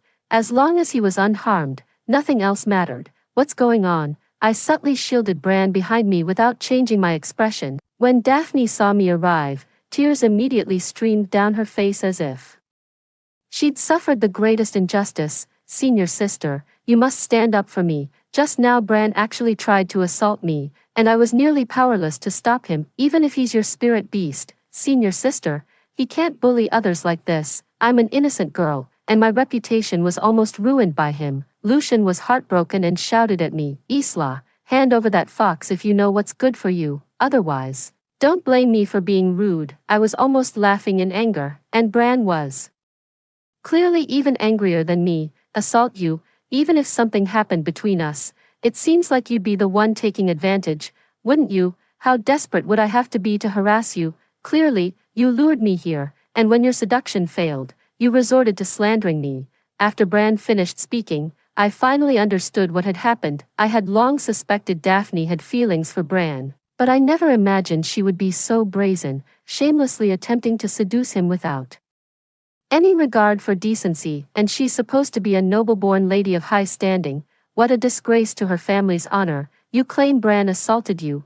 Do you have any evidence? He appeared in my cave. Isn't that proof enough? Otherwise, why would he come here for no reason? Bran flushed red. That was clearly because Bran stammered for a long time but couldn't come up with a proper explanation. I looked at him suspiciously. Could he possibly have some leverage over Daphne? Enough with your excuses, you damned fox. Today, I'll execute you right here. Lucien roared and lunged at Bran. My gaze sharpened as I swiftly drew my sword to block his attack. Isla, are you deliberately favoring him? The truth of the matter hasn't been clarified yet. Of course I'll protect my partner, not a spirit beast, but a partner. I've never treated him as my possession. Bran has helped me so much. I believe we have an equal relationship. Bran stood beside me, staring blankly. No one had ever protected him like this before. I got into a fight with Lucien. His cultivation was still as profound as ever, even without awakening the memories of being the crown prince of the nine heavens. He was already incredibly strong, but I am no longer the Isla from my past life who could only be at his mercy. In this lifetime, I have never allowed myself to slack in my cultivation. The effort I've put in is several times that of others. With Bran's guidance, my cultivation has also greatly improved. In an instant, Lucien and I were locked in a fierce back-and-forth battle. Lucien looked at me in surprise, never expecting that I could match him blow for blow. This caused his gaze toward me to change, no longer seeing me as an insignificant ant, but as a true rival. In my past life, when had he ever looked at me with such an expression? Indeed, the only way to avoid becoming someone else's plaything is to make yourself strong. Both Lucien and I stepped back several paces, spitting out a mouthful of blood. Neither of us could completely defeat the other. In the end, our master intervened to separate us. Nonsense. The rules of the Flowing Cloud sect strictly forbid disciples from privately provoking conflicts. Have you all forgotten, Master? It was senior sister's spirit beast that harassed me first. The master wearily rubbed his forehead. Since you two refused to stop arguing, let's clearly see who was truly at fault here. After speaking, the master formed hand seals and conjured a mirror of retrospection. Daphne's pupils constricted. In the mirror of retrospection, Bran had barely stepped into Daphne's cave abode when she pressed herself against him without a word. She clung to Bran desperately, refusing to let go. Left with no choice, Bran had to forcefully shake her off. Then Daphne viciously tore her own clothes and began shouting that Bran had assaulted her. This isn't true. Daphne defended herself fearfully, failing to notice Lucien's darkening expression beside her. I said leisurely, the Luyun sect's retrospection mirror is a treasure passed down from ancient times, comprehending both the living and the dead. How could it possibly be false? Daphne's heart was ashen with despair. She never expected the Cloudstride sect's leader to possess such a treasure, or did she anticipate events unfolding this way? In the end, her master cast an utterly disappointed glance at her and withheld a year's allowance. She was then ordered to reflect on her mistakes in the discipline hall. The disciples sneered, and they said she was some little princess from Penglai continent. Who knew she'd be so shameless as to seduce the head disciple's spirit beast? Exactly.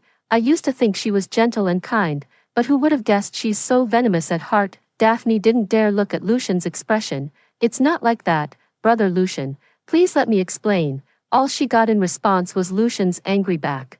Does it hurt? Bran looked at my wounds with heartache, carefully applying medicine for me. It doesn't hurt. This battle has actually taught me a lot. I'm not lying. An exhilarating battle is absolutely something that can teach people valuable lessons.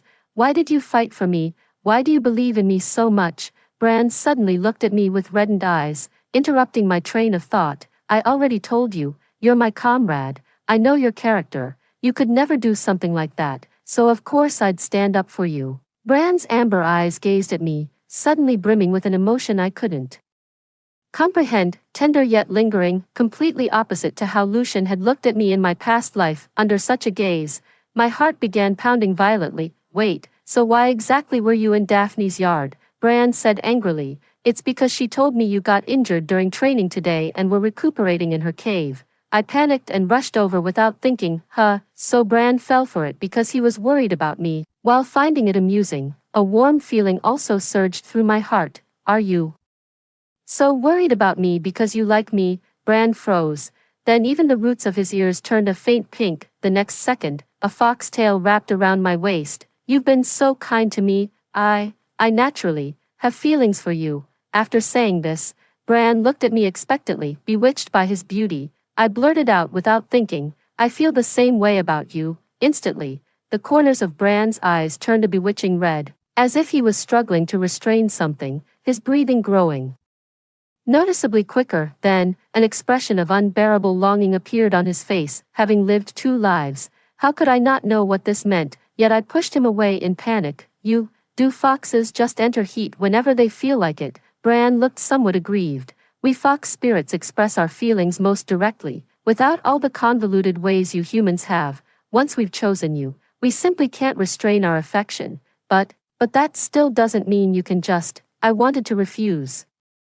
But it was already too late. A massive fox tail blocked my escape route. Isla, you were the one who provoked me first. No, wait, don't touch there. Are foxes really born to be so naturally skilled at this? In short, that night I felt as if floating on clouds, reaching a state of perfect harmony between body and soul. I kept unconsciously murmuring, no, with my mouth, while Bran continued thrusting relentlessly. What a wicked fox. After that day, I finally formed a bond with Bran, training with him during the day, and being trained by him at night. I feel like if this continues, I'm going to fall apart. But looking into Bran's watery eyes, I couldn't bear to refuse him. Fine, let him have his way. In the blink of an eye, 3 years had passed. The sex grand competition finally began. As long as ultimate victory is achieved, one can inherit the entire Luyan sect. All disciples and their spirit beasts became eager to try. Only Mirabelle stood alone. At this moment, Mirabelle had sunken eyes, pale skin, and not a trace of vitality, yet her spirit beast Lucian stood by Daphne's side, becoming Daphne's spirit beast. Yes, Mirabelle was ultimately forced to sever her contract with Lucian. Year ago, no one knew how it happened, but Daphne suddenly got poisoned, and as if by cruel coincidence, only Mirabelle's heart's blood could cure the poison. Lucian mercilessly extracted Mirabelle's heart blood, then forcibly compelled her to break the contract, having lost her spiritual roots and suffered severe internal injuries.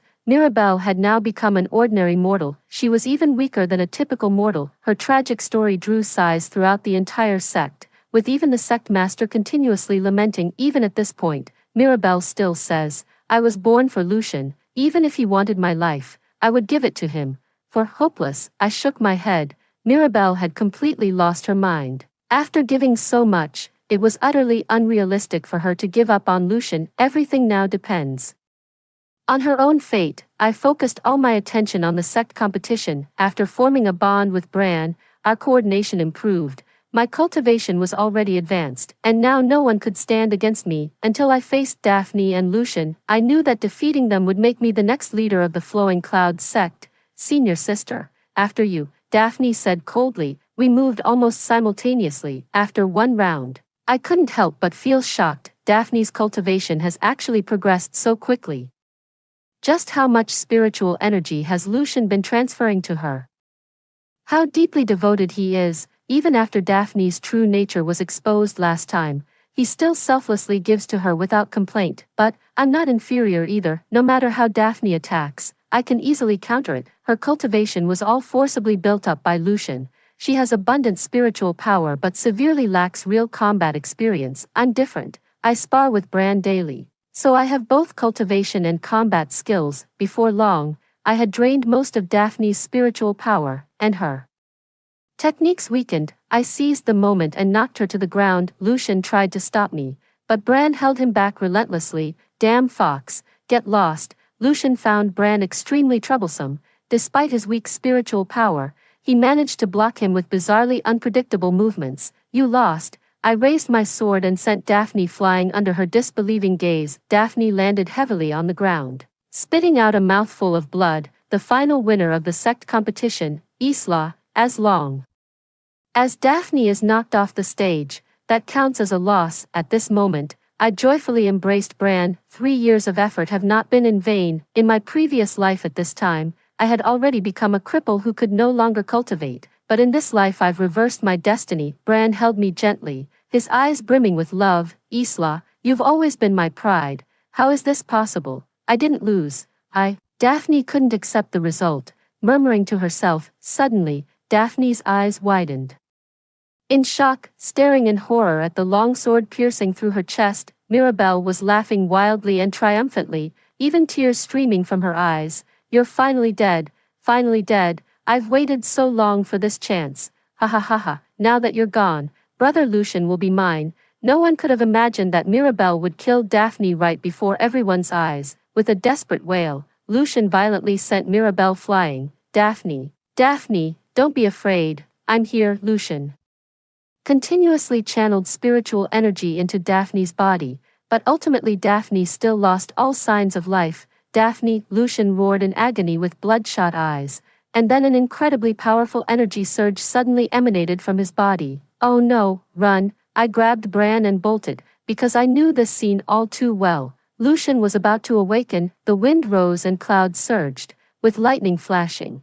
In an instant, Lucian transformed into a black dragon. Thunder rumbled across the sky, interspersed with blinding golden light. As the immortals welcomed their crown prince, everyone was stunned by this sudden turn of events. Mirabelle shouted excitedly, "Brother Lucian, now you know, I'm the one who loves you the most." Her face flushed with excitement as she fantasized about becoming the crown princess of the 9 heavens. After all, in her view, her actions were exactly the same as mine in my previous life. It was after Lucian overcame his tribulation and ascended that he suddenly awakened, realizing I was his true love. So now, Lucian should come to recognize her virtues. Yet, Lucian coldly declared, "You wretch, I'll make you pay for Daphne's life with your own." Lucian swung his dragon tail, brutally shattering Mirabelle's body. The excitement on her face didn't even have time to fade. Witnessing her tragic state, I couldn't help but sigh. In his previous life, Lucian didn't have a sudden awakening. I knew all too well that continuing like this would eventually lead to my brutal death at Lucian's hands, so I racked my brains to expose Daphne's true nature in front of Lucian. Greatly disappointed, Lucian then transferred his affections to me instead, but in this lifetime, Mirabelle only knows how to give endlessly, which Lucian simply takes for granted as her duty. Not only did she not expose Daphne, but she also killed Daphne, making her forever remain as the pure white moonlight in Lucian's heart. This only deepened Lucian's love for Daphne. Therefore, of course, the first person Lucian wanted to kill was Mirabelle. I've warned Mirabelle countless times, but she never learns her lesson. This outcome can only be said to be the consequence of her own actions. Hypocritical mortals, you killed Daphne. I'll make every last one of you pay with your lives. Lucian's draconic form flickered ominously among the thunderclouds, exuding overwhelming intimidation. With just a single tail swipe, he destroyed over half of the floating cloud sect structures. Lucian, as the crown prince of the 9 heavens, how can you treat human lives as worthless weeds?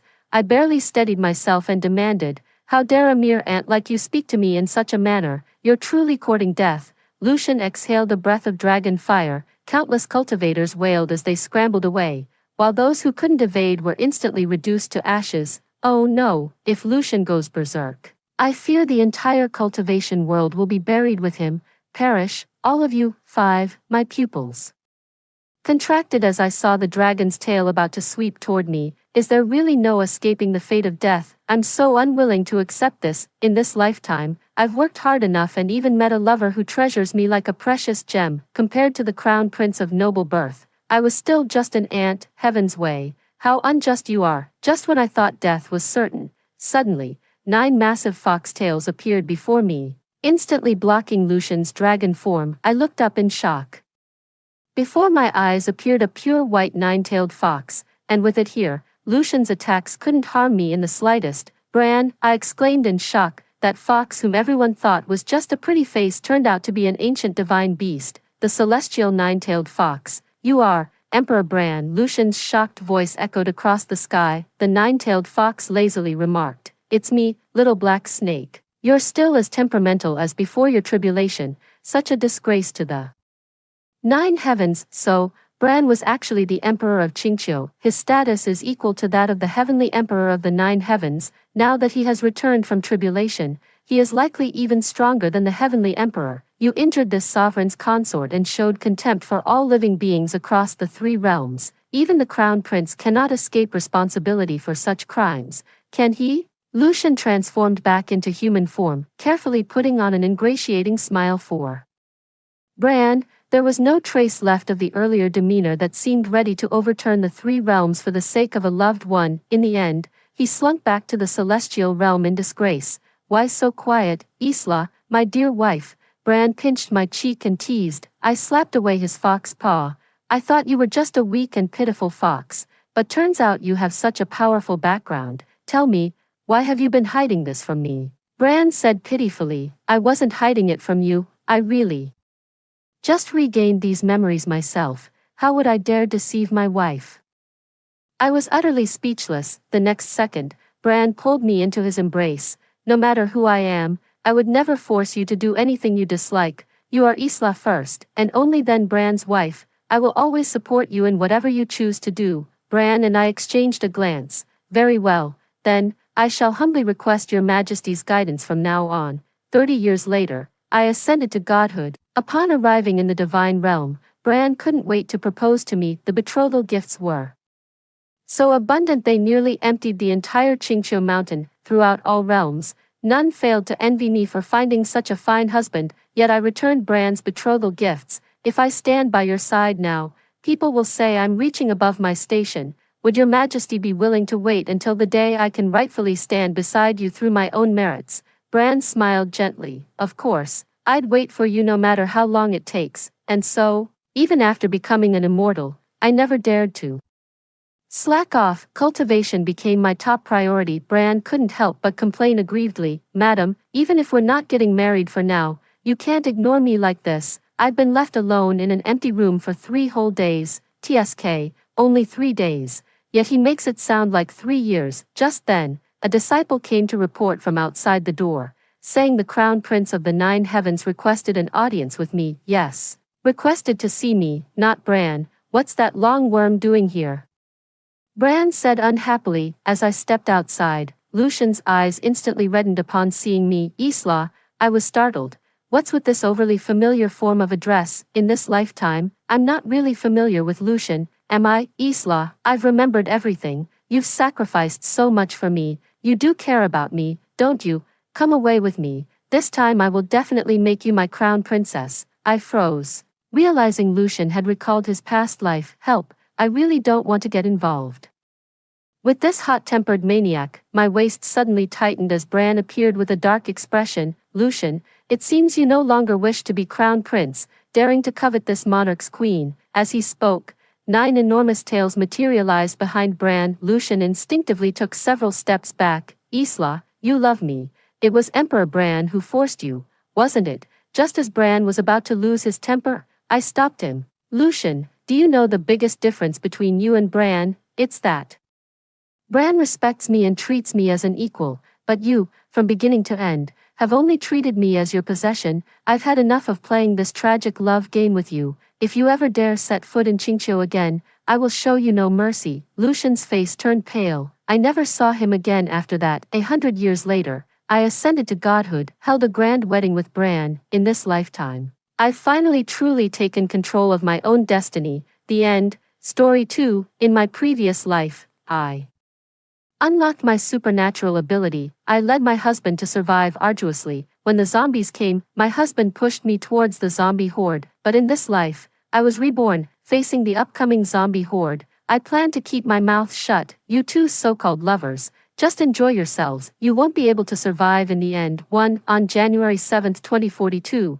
the end of the world came, and the zombie virus swept across the earth. My husband Jonathan, his friends, and I hid from place to place, living in dire straits every day. I was so highly nervous that after being scratched and infected by a zombie, I awakened my supernatural ability. This ability allowed me to sense the number of zombies within a radius of 2 kilometers. With the help of this ability, we managed to avoid large groups of zombies all the way and headed towards the safe base announced on the radio. However, during the journey, when I could sense the zombies, it was already too late to choose another route. That large-scale zombie horde was gradually approaching and surrounded us. During the battle, our vehicle was damaged. Some people kept throwing out supplies to lighten the load. Others, including me and Jonathan, were fending off the invasion of the zombies. Just as I split open the head of the zombie in front of me with the axe in my hand, I suddenly felt a force behind me push me hard. I rolled out of the vehicle and fell, bleeding from the head. When I looked at the person who had harmed me, it turned out to be my husband.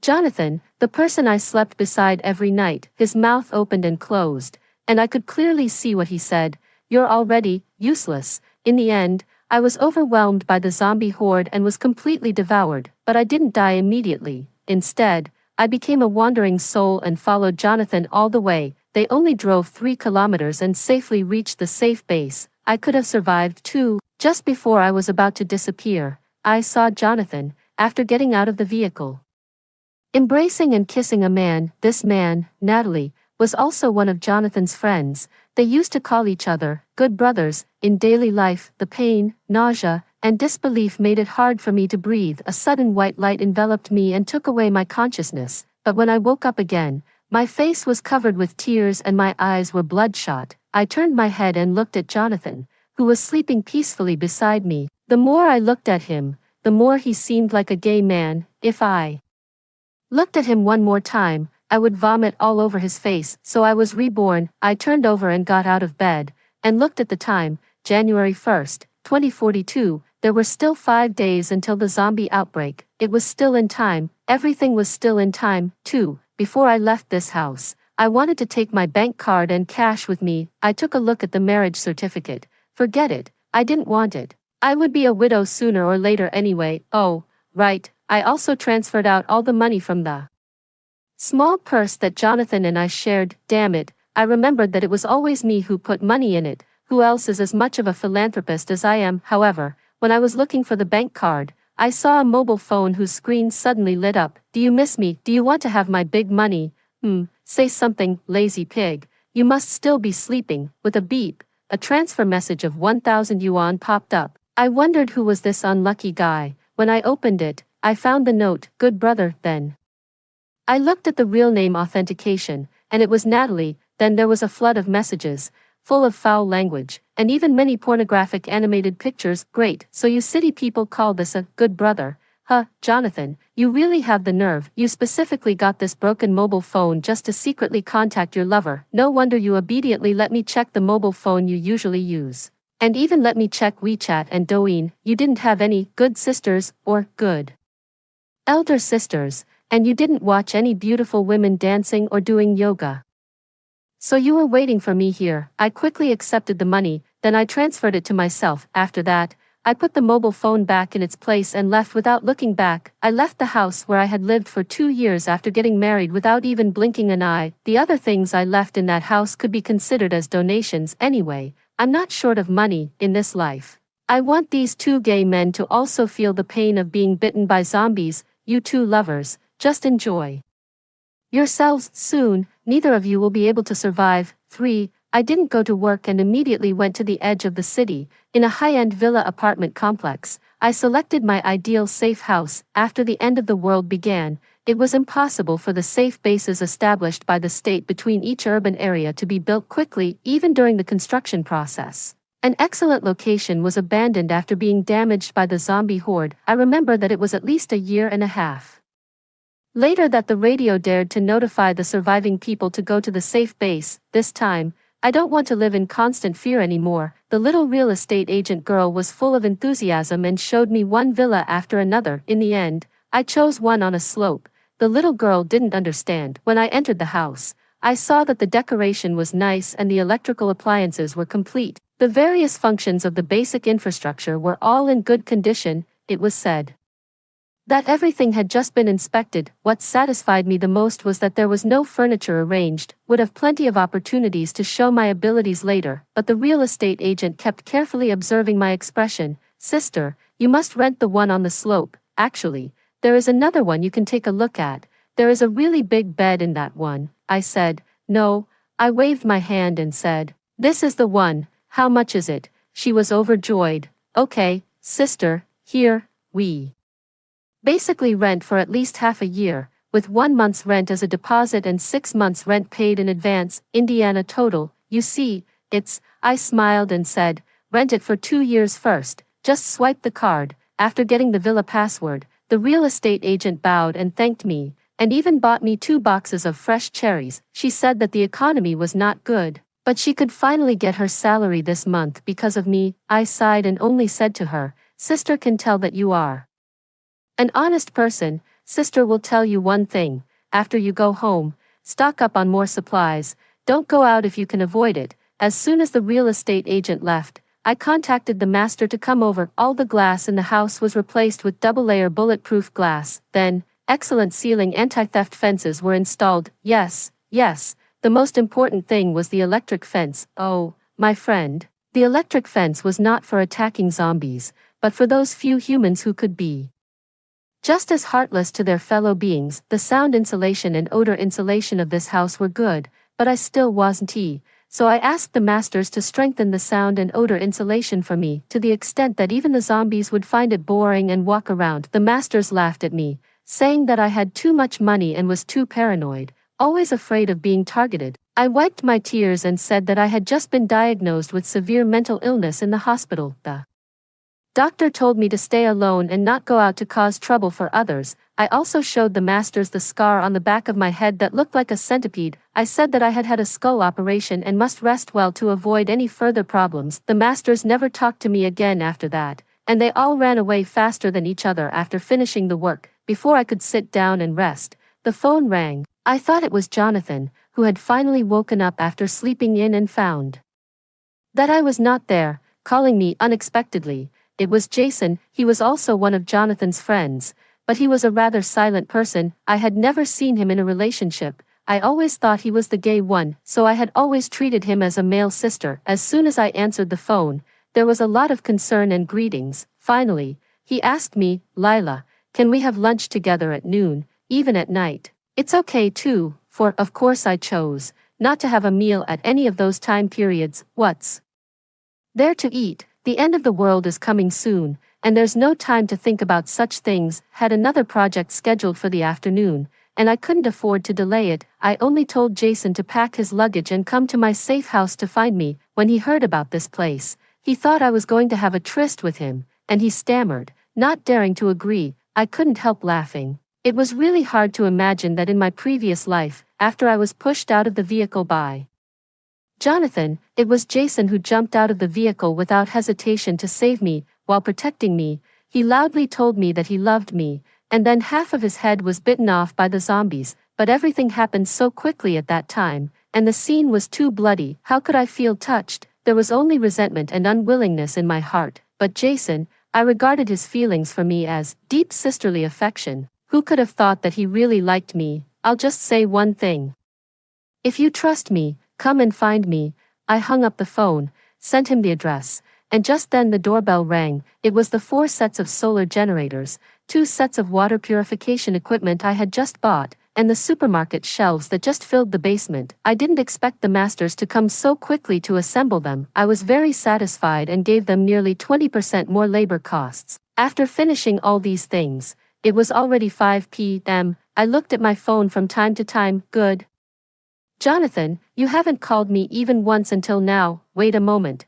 On second thought, it was true. On this day in my previous life, Jonathan got up earlier than me. He kissed and hugged me, and prepared a rich breakfast for me. Then he told me that it was his rare day off, so he made an appointment to go out and play with his friends. He had always treated me very well and listened to me, so of course I let him go. Then, for the whole day, he was like a missing person. He didn't answer my calls, didn't answer my video calls, and didn't reply to my messages. As soon as he got home in the middle of the night, he took a shower, which lasted for a full 2 hours. When I scolded him, he knelt beside the bed, his head down, crying his eyes out. I liked him, so of course I chose to forgive him. Now that I think about it, he probably had several passionate encounters with Natalie. Forget it, why bother with a dead person? I immediately made a phone call. Yes, that's right, there's no one at home now. And I've already sent you the password. Yes, there was a thief in the house before, and my husband and I were quite scared. Yes, so can the surveillance cameras be installed before tonight? Okay, thank you. I hung up the phone with satisfaction and began to plan how to stock up on supplies tomorrow. Suddenly, the doorbell rang. which startled me. I looked at the video doorbell and saw that it was Jason who came. He really brought 2 large suitcases. Seeing that he was about to call me, I quickly opened the door. Come in, come in. Quickly, 5. Jason thought that since he came to find me, it wouldn't be appropriate for him to sleep on the bed or the sofa, so he brought an inflatable bed. Could he really be a genius? But I had already placed an order for 2 thick and soft top-quality mattresses. Jason was huffing and puffing as he inflated the inflatable bed. I leaned against the wall and kept adding things to the shopping cart. After I added several boxes of soda drinks, several boxes of puffed snacks, and several boxes of the classic old brand spicy strips, a big face panted and leaned close to me. Are you going to have a party? I was so scared that I slapped him, and my phone almost flew out. As a result, Jason covered his face and looked at me pitifully. The bed, let's sit on the bed, the floor is cold. After I apologized to him, I plopped down on the inflatable bed. You know what? It was really more comfortable than the hard floor. Just as I was about to lie down, the master who installed the surveillance cameras called me. I immediately answered the phone. He said that the hidden surveillance equipment had been installed at the positions I specified, and they were all solar-powered and automatically charged. As long as there was a light source, they could be used for a very long time. I want to see how Jonathan and Natalie wither away in the countdown to their lives. After taking a long breath, I fell onto the bed. Jason looked at me, moved away from me, and curled up on the other side of the bed, and began to deal with the things at his work. That's right, because before he came, he didn't ask me why, and he directly took his annual leave. After he came, he also didn't ask me why, and he even brought 2 quilts and 2 pillows and a bunch of snacks that I usually liked to eat. He really trusted me. He also really cared about me. I saw that in the open suitcase. There were even some snacks that I rarely mentioned but really often repurchased. But do I still have the courage to start a new relationship?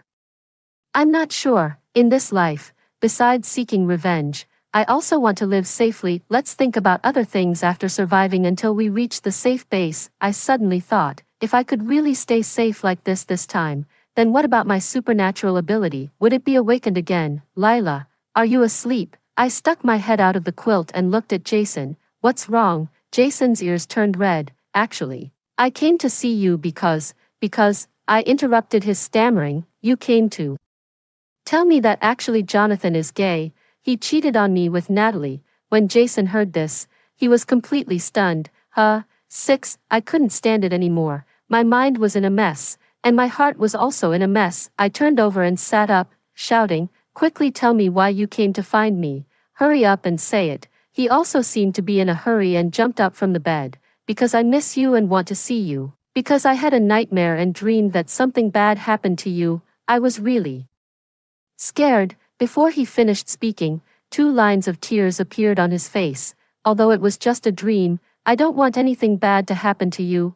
I didn't know what to say for a moment, but I still hugged him. While gently stroking his back, I said softly, the world will soon be in turmoil, but we are safe here. As long as you follow me, you will also be safe. Do you trust me? He didn't say anything. He just hugged me tighter and then nodded. The emotional part was over. There was no time for love and romance. I gave him the task of purchasing supplies, saying that it should be enough supplies for at least 2 years without going out. He reported to me every time he added something to the shopping cart, 4 large-capacity refrigerators and 4 freezers, and various kitchen utensils. He actually knew more about them than I did, from pots, pans, and bowls to ovens, bread makers, and food processors. He said he had a chef's certificate, and he could cook any cuisine or dish I wanted. Then he bought 30 bags of rice, because I don't like eating rice, 60 bags of flour and 100 bundles of dried noodles, because I like eating noodles, 100 barrels of cooking oil,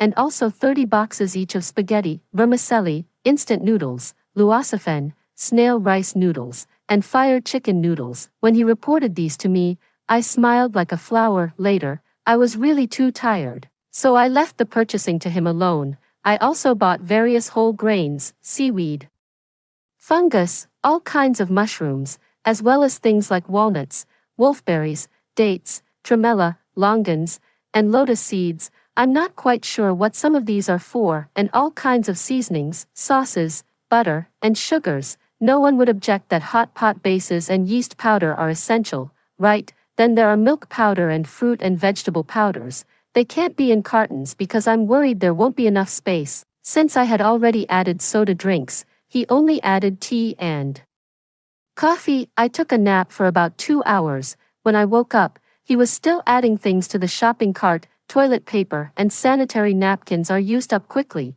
so he bought 500 packs of each. The fact that he thought of sanitary napkins showed how considerate he was. There's no need to mention shampoo, body wash, soap, and laundry powder. In addition, he bought replacement clothes and underwear, all well-known brand classics that are comfortable to wear, since he knew I had bought 2 mattresses. He bought several sets of bed linens for towels, blankets, and skin care products. He just bought them casually. I don't think I'll be in the mood to worry about those anyway. I paid with my fingerprint, but Jason insisted on transferring the money to me. He said that since he was already living in my house, he couldn't just freeload. His words reminded me of Jonathan. I told him that he would be in charge of cooking in the future, and then he didn't transfer the money after I placed the order. The supermarket didn't call right away. They called after Jason and I took a short nap. They assumed I was a merchant restocking and said they would give me several large value vouchers, hoping I would visit more often in the future. I used them all to exchange for purified water. After sorting all this out, Jason and I lay on the neatly arranged mattresses respectively. Of course, Jason was the one who tidied up the mattresses. Just as I closed my eyes, I heard Jason whispering on the phone. "Grandma, I'll come to see you at noon, same place. Remember to wait for me."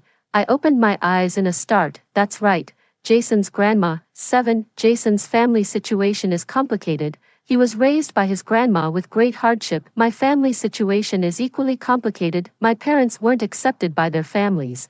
After getting married, they left and started a new life far away, but they were deeply in love, and I grew up in happiness. However, during my school years, a sudden plane crash separated me from them forever. But the happy childhood and the selfless love my parents gave me are my strength to face all the difficulties in life. I'm confident in everything and have been actively creating a good life. Later, I met Jonathan. His original family was also happy, so I thought he was a good person. He pursued me and insisted on being with me despite his family's opposition. Remembering my parents, I was eventually moved by his so-called sincerity. Unexpectedly, it was my oversight that allowed Jonathan to take advantage. In my previous life, we were a group of young people who took Jason's grandma with us at first. Later, Jonathan led the others in rejecting Jason's grandma, thinking the old lady was a burden. Jason voluntarily left our group with his grandma. I had an argument with Jonathan because of this. Jonathan just coldly said to me, "If you keep arguing, the next one to be kicked out will be you." Before I could react, Jonathan hugged me and apologized and explained softly, "It was my fault for being so stupid. I really thought he was being childish and saying things out of anger." I shook my head, trying to clear away the darkness in my mind. Then I looked at Jason, who was about to go out. "Jason, wait a minute." He asked me if I needed him to bring anything back. I just smiled and said, "Bring your grandma here. Let's live together." Jason was stunned for a moment, and his eyes turned red. "It's okay. I can live next door to you with her." I checked the supermarket delivery. It was very close, but there was no time to argue with him, so I shouted, "Being neighbors, with your mediocre skills, how can you protect your grandma? Stop talking nonsense. Bring the old lady here quickly." Sure enough, not long after Jason went out, the supermarket delivery trucks arrived one by one. More than a dozen workers were busy moving things, filling the basement and the bedrooms upstairs. But in the living room, I set up a mobile dining table, a lazy sofa, and areas for projection and video games with gamepads. This was in sharp contrast to the incautious life in my previous life. I couldn't even imagine how comfortable the days ahead would be, and I couldn't help but shed tears of joy. Tomorrow will be January 4th, and on January 7th, the world will change completely. I started to think about what was still missing, then I turned on the surveillance video. That's when I remembered that the bastard Jonathan still hasn't called me even though he found I wasn't at home. I wanted to see what he was doing behind my back. The screen showed a lot of naked men. I widened my eyes in shock. Besides the big bed where Jonathan and I usually slept, Jonathan and Natalie were flirting with each other. On the sofa, there were 3 men I didn't know having sex. In the bathroom, 2 other men I didn't know were also having sex. Damn it, they even broke my expensive skincare products. I almost fainted, but I never expected there was more. 8. When I switched the screen back to Jonathan and Natalie, they had already finished and were whispering to each other. When are you and Lila going to have a baby? Natalie pouted. You said that as soon as the baby is born, you'll divorce her and go abroad with me. How long do you expect me to wait? Jonathan kissed and hugged him. How could I lie to you?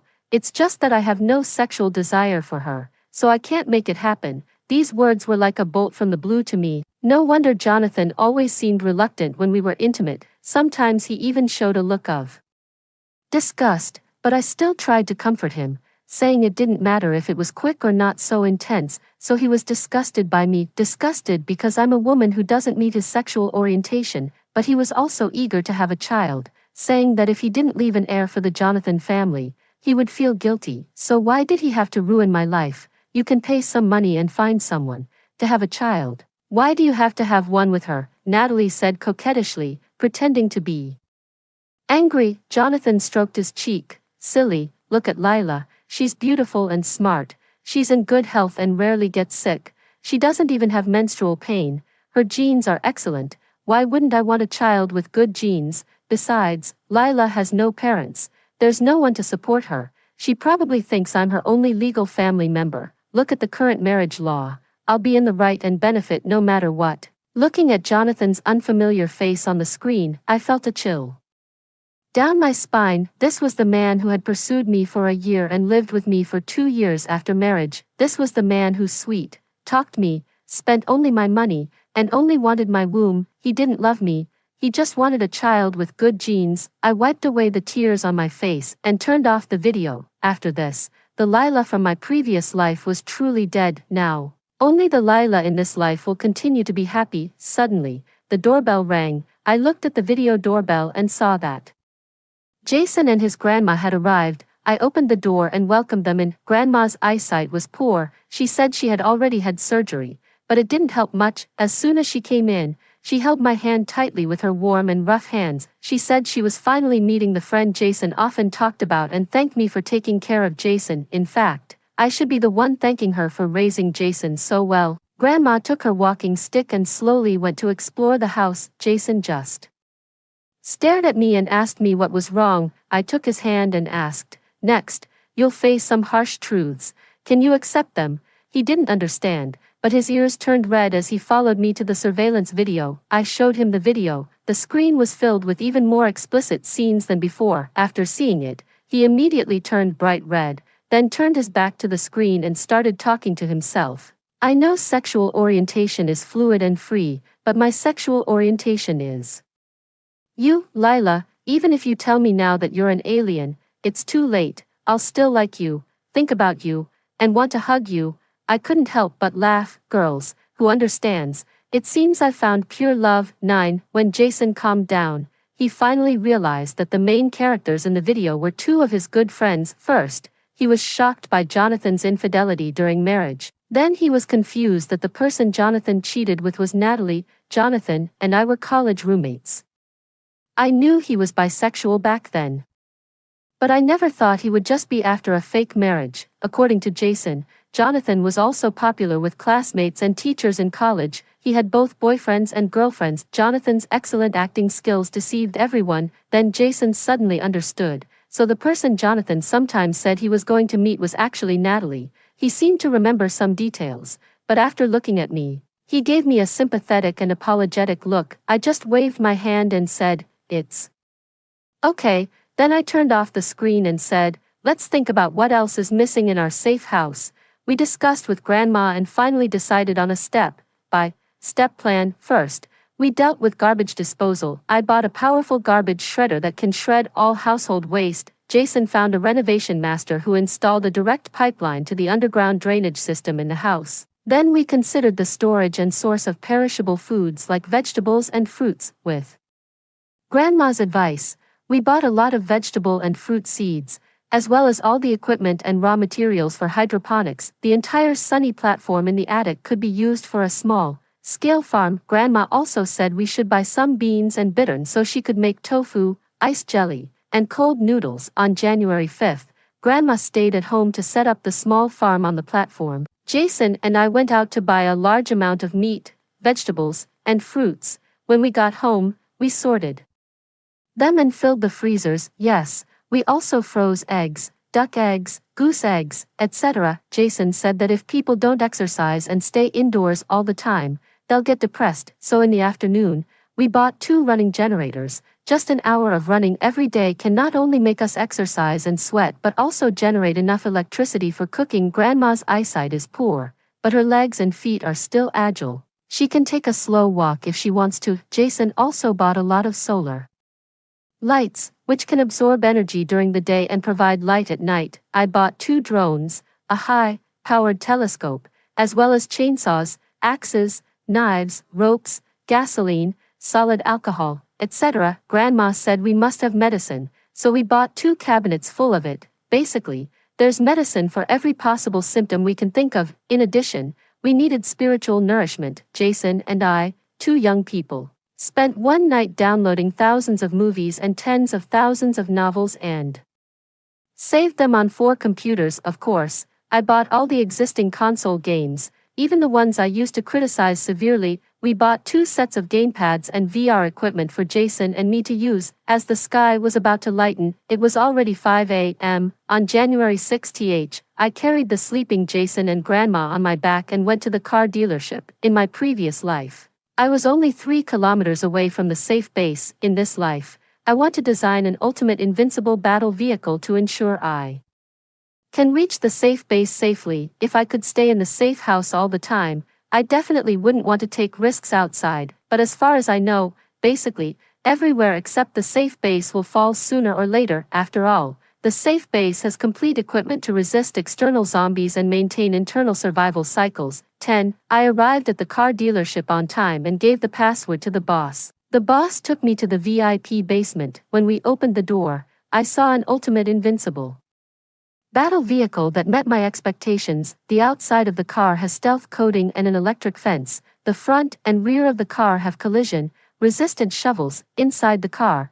there are hidden food storage cabinets and cabinets for various weapons and mechanical equipment. When the seats are laid down, they become comfortable beds. The roof is covered with solar panels, so there's no need to worry about refueling. The base of the car is high, and it's even waterproof, so it won't leak.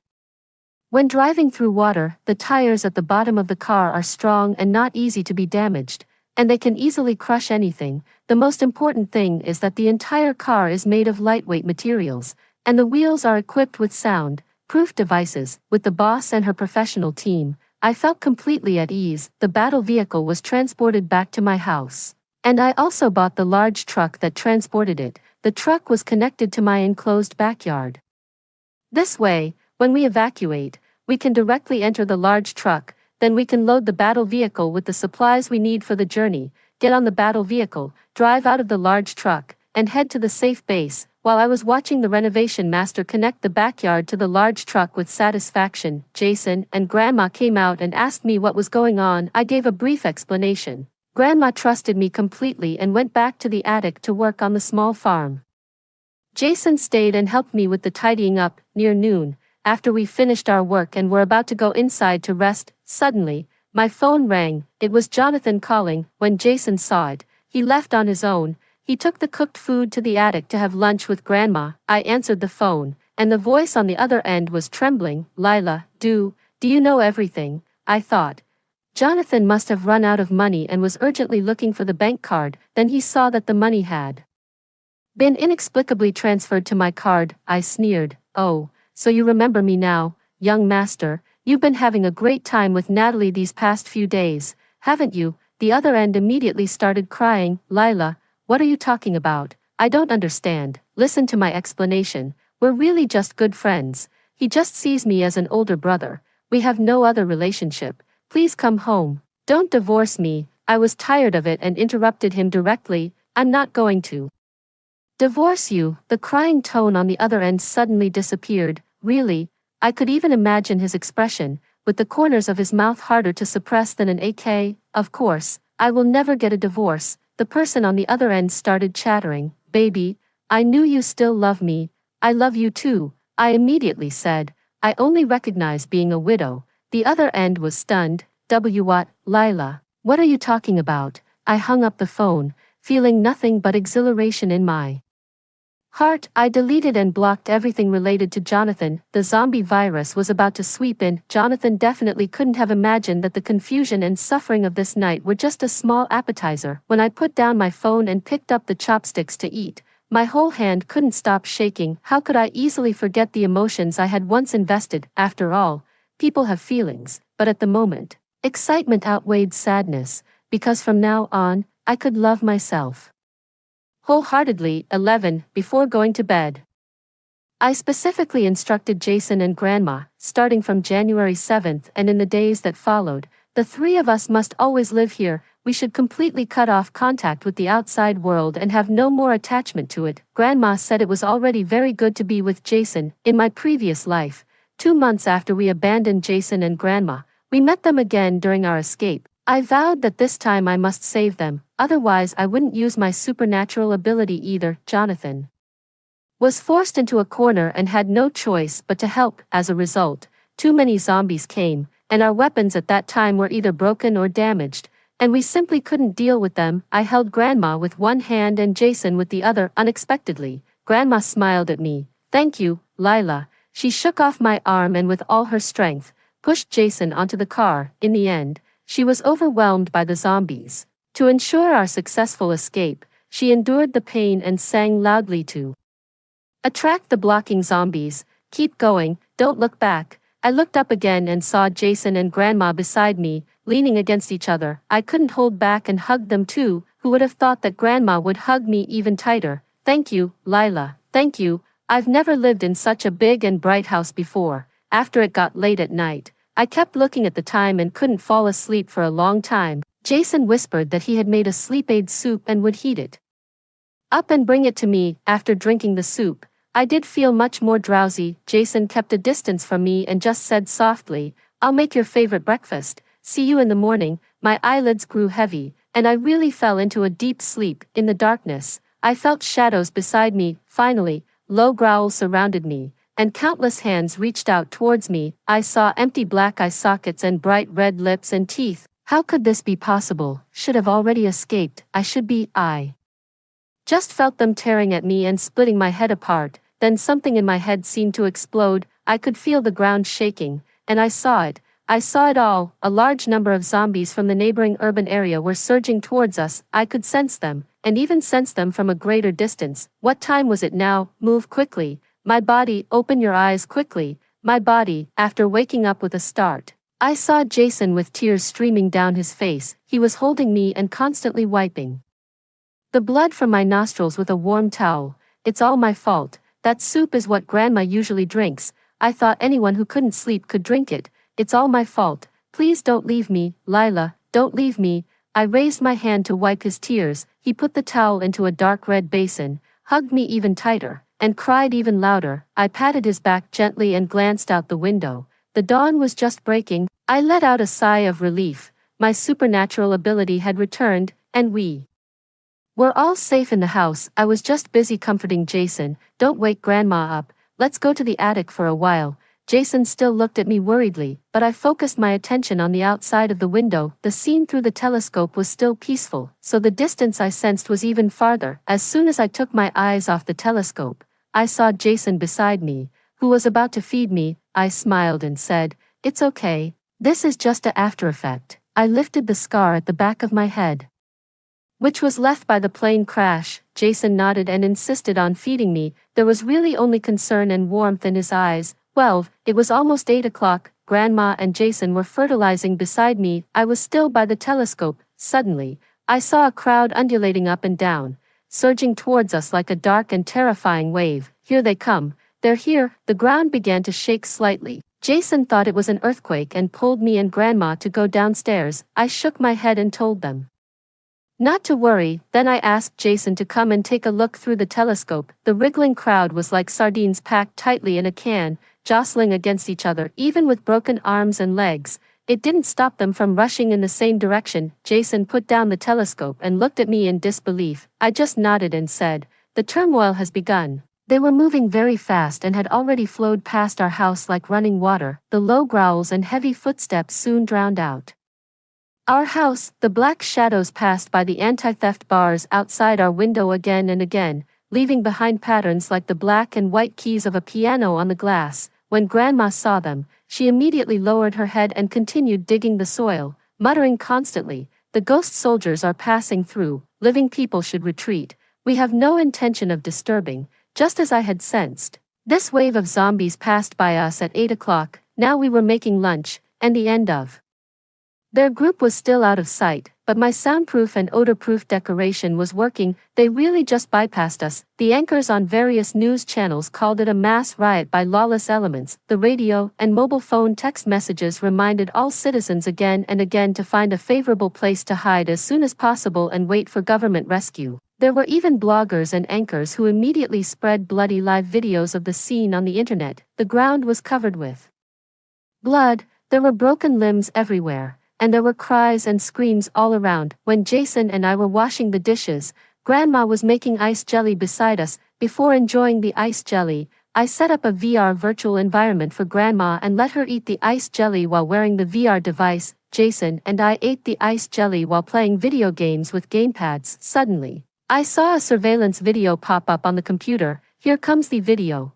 A video to watch while eating. I paused the game and took a few packs of puffed snacks, spicy strips, and an iced soda. 13. Jonathan and Natalie were not stupid. They also filled their house with supplies. Jonathan cooked as usual and made a steaming table of 4 dishes and 1 soup. It was very fancy. The two of them, from the kitchen to the dining table, kept exchanging glances and flirting with each other. Fortunately, I had downloaded a mosaic module in advance, so when some inappropriate scenes appeared, the video would automatically put a mosaic on them for me. Okay, after the two of them finished their meal, the video was all mosaicked. When the mosaic disappeared, the two of them were snuggling together. Don't be afraid, the news said that the government won't give up on us. Natalie pouted. What am I afraid of? I just feel sorry for you being deceived by that woman. She has such a cruel heart. She even took the bank card away. Everyone knows that she must be keeping a gigolo outside behind your back. Jonathan smiled and said, "No, she's a soft-hearted person. When the disaster is over and everything is stable, she will definitely come back to me." I was left speechless. These two lovebirds, I kind of shipped them, but the things they bought were just like themselves. They looked good but were of no real use. Those boxes of instant noodles, although they stacked up to form a wall, were definitely not enough for 2 men to eat. They did buy rice, but only a few big bags. The frozen food seemed to fill the refrigerator, but in fact, after unpacking, there were only enough for a few meals. They were smart enough to prepare a few buckets of water, but they weren't completely smart. The amount of water in those buckets would at most last for half a month for drinking and cooking. As I remembered, Jonathan was like a water buffalo and could drink a lot. If I'm not mistaken, in that community, the water inlet valve would be damaged by the zombie horde before tonight. Once the water supply stopped, the two of them would really suffer. After eating the ice jelly, Grandma said she wanted to take a nap. Jason came and asked me what I wanted to eat in the evening. I said that after eating all the salty snacks and soda, I wanted something light in the evening. Jason readily agreed and went into the kitchen to wash the fruits and vegetables. He made a fruit salad, fresh fruit juice, and even a fruit porridge. As it was getting dark, after Grandma woke up, she drank the warm fruit and vegetable porridge, a low-sugar version. I drank the iced fruit porridge and finished the salad. We saved the fresh fruit juice for a midnight snack, to go with the spicy snacks. When I opened the surveillance video again, it was still shaking with mosaics. Suddenly, there was a loud dong dong dong sound in the video, which scared the two of them half to death. They were both running around naked, so 2 moving mosaics went to the door. It turned out that the neighbor across the door had been broken into by the zombies. Then the zombified neighbor came to smash on Jonathan's door. Jonathan and the other person immediately sealed the gaps in the door frame with transparent tape. They were somewhat smart. After the zombies at the door slowly left, Jonathan and the other person slowly started to get intimate at the door. Then the screen was filled with mosaics again. 14. The shocking thing was that they were shouting inside the door while the zombies were roaring outside. I couldn't hold back my laughter. There really were people who were seeking their own death.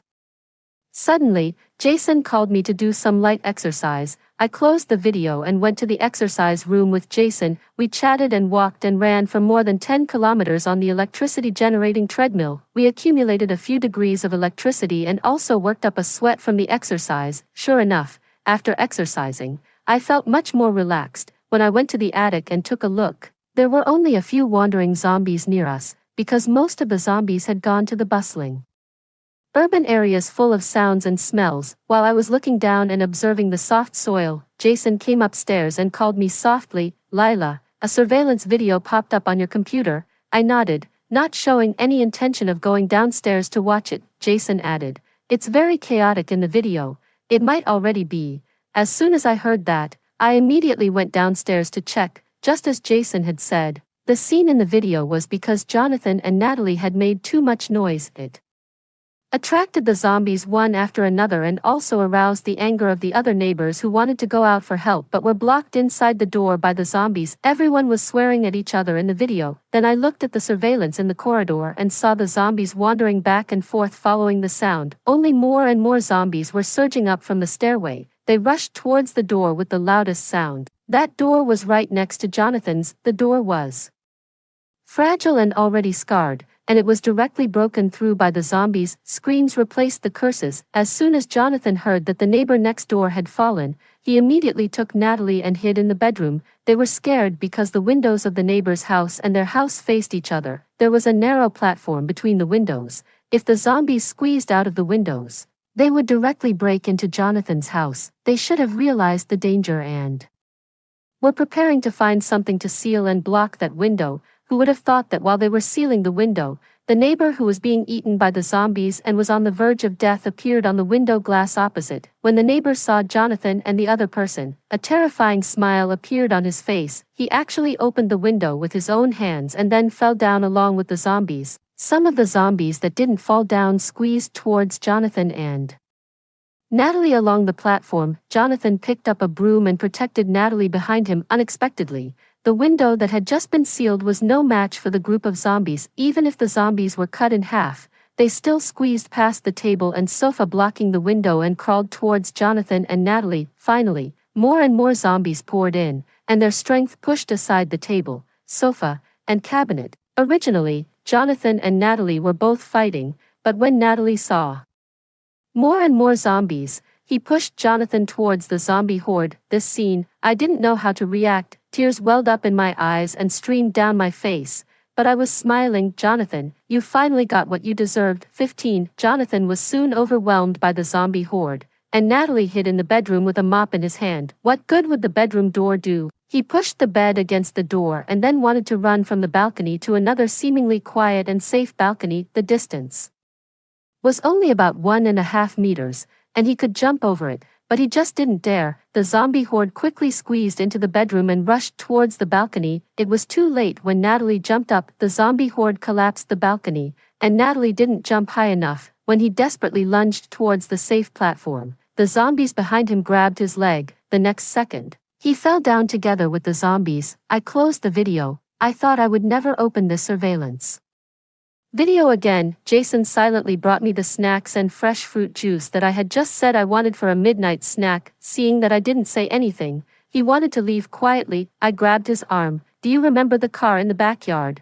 Jason nodded. I stood up and continued, "Later, I will take you and Grandma to the real safe human base. You will trust me, right?" He placed my hand on his beating heart. "I have always trusted you." In that instant, the scene from my previous life seemed to overlap with the current scene.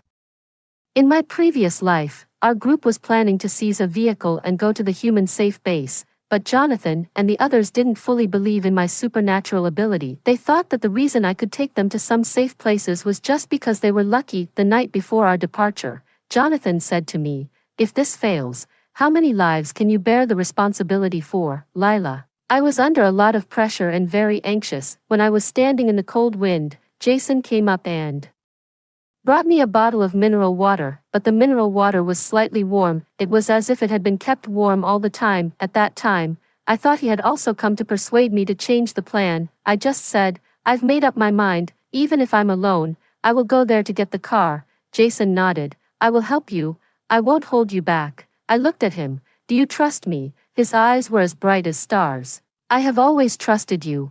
I hugged him. He seemed to be stunned for a moment and then reciprocated my hug. After the water and electricity supply were cut off, the network and signal also gradually deteriorated. There were no more real-time news reports. Only a mechanical voice told everyone to stay at home and wait for government rescue. But as far as I knew, we could only take the initiative to go to the human safe base, because there were no longer enough resources and power to support the government in rescuing people everywhere. The fact that the government could still send drones to deliver supplies was already a good thing, but it was not a long-term solution. I was finally overwhelmed by the zombie horde and devoured completely. The three of us, I, Jason, and Jason's grandma, lived self-sufficiently in the cozy safe house for a year and a half, just like in my previous life. After a year and a half, the radio began to publicize the address of the human safe base. We loaded the battle vehicle with supplies and weapons, as well as mobile power supplies, detachable solar panels, and a series of mechanical equipment. Then the battle vehicle drove out of the backyard. All the way, I looked at the map and sensed the number of zombies nearby at the same time, and Jason was in charge of driving day and night. We traveled for nearly 7 days, and I finally saw what the human safe base looked like, the towering fortress, with only the large beams of light scanning the ground back and forth swaying in the white fog. The three of us went through layers of inspections and were finally recognized. This time, I finally entered the safe base, because I had used my supernatural ability for a long time. When the soldiers led us to our family room, I fainted and fell to the ground. When I woke up again, there was a sleepy-looking Jason beside me. He hugged me, and I hugged him. I asked about Grandma. It turned out that Grandma had already applied to join the Ministry of Agriculture and was now busy. Just because of Grandma's eyesight, the soldiers didn't force her to do a heavy workload, but Jason wanted to be in the same department as me after I recovered, so during the time I was in a coma, he did everything and went wherever there was a shortage of people, but he didn't have a fixed position. After I recovered, I found that my supernatural ability was still there, so I didn't hesitate to apply to join the outgoing rescue department. Generally, it was a team led by 2 to 3 professional soldiers with 4 or 5 ordinary citizens. Jason and I were in the same team. I could finally do something with the help of my supernatural ability. Before the first mission, I looked at Jason and said, "We will come back safely together with the rescue targets." Jason looked at me tenderly and said, "I believe in us."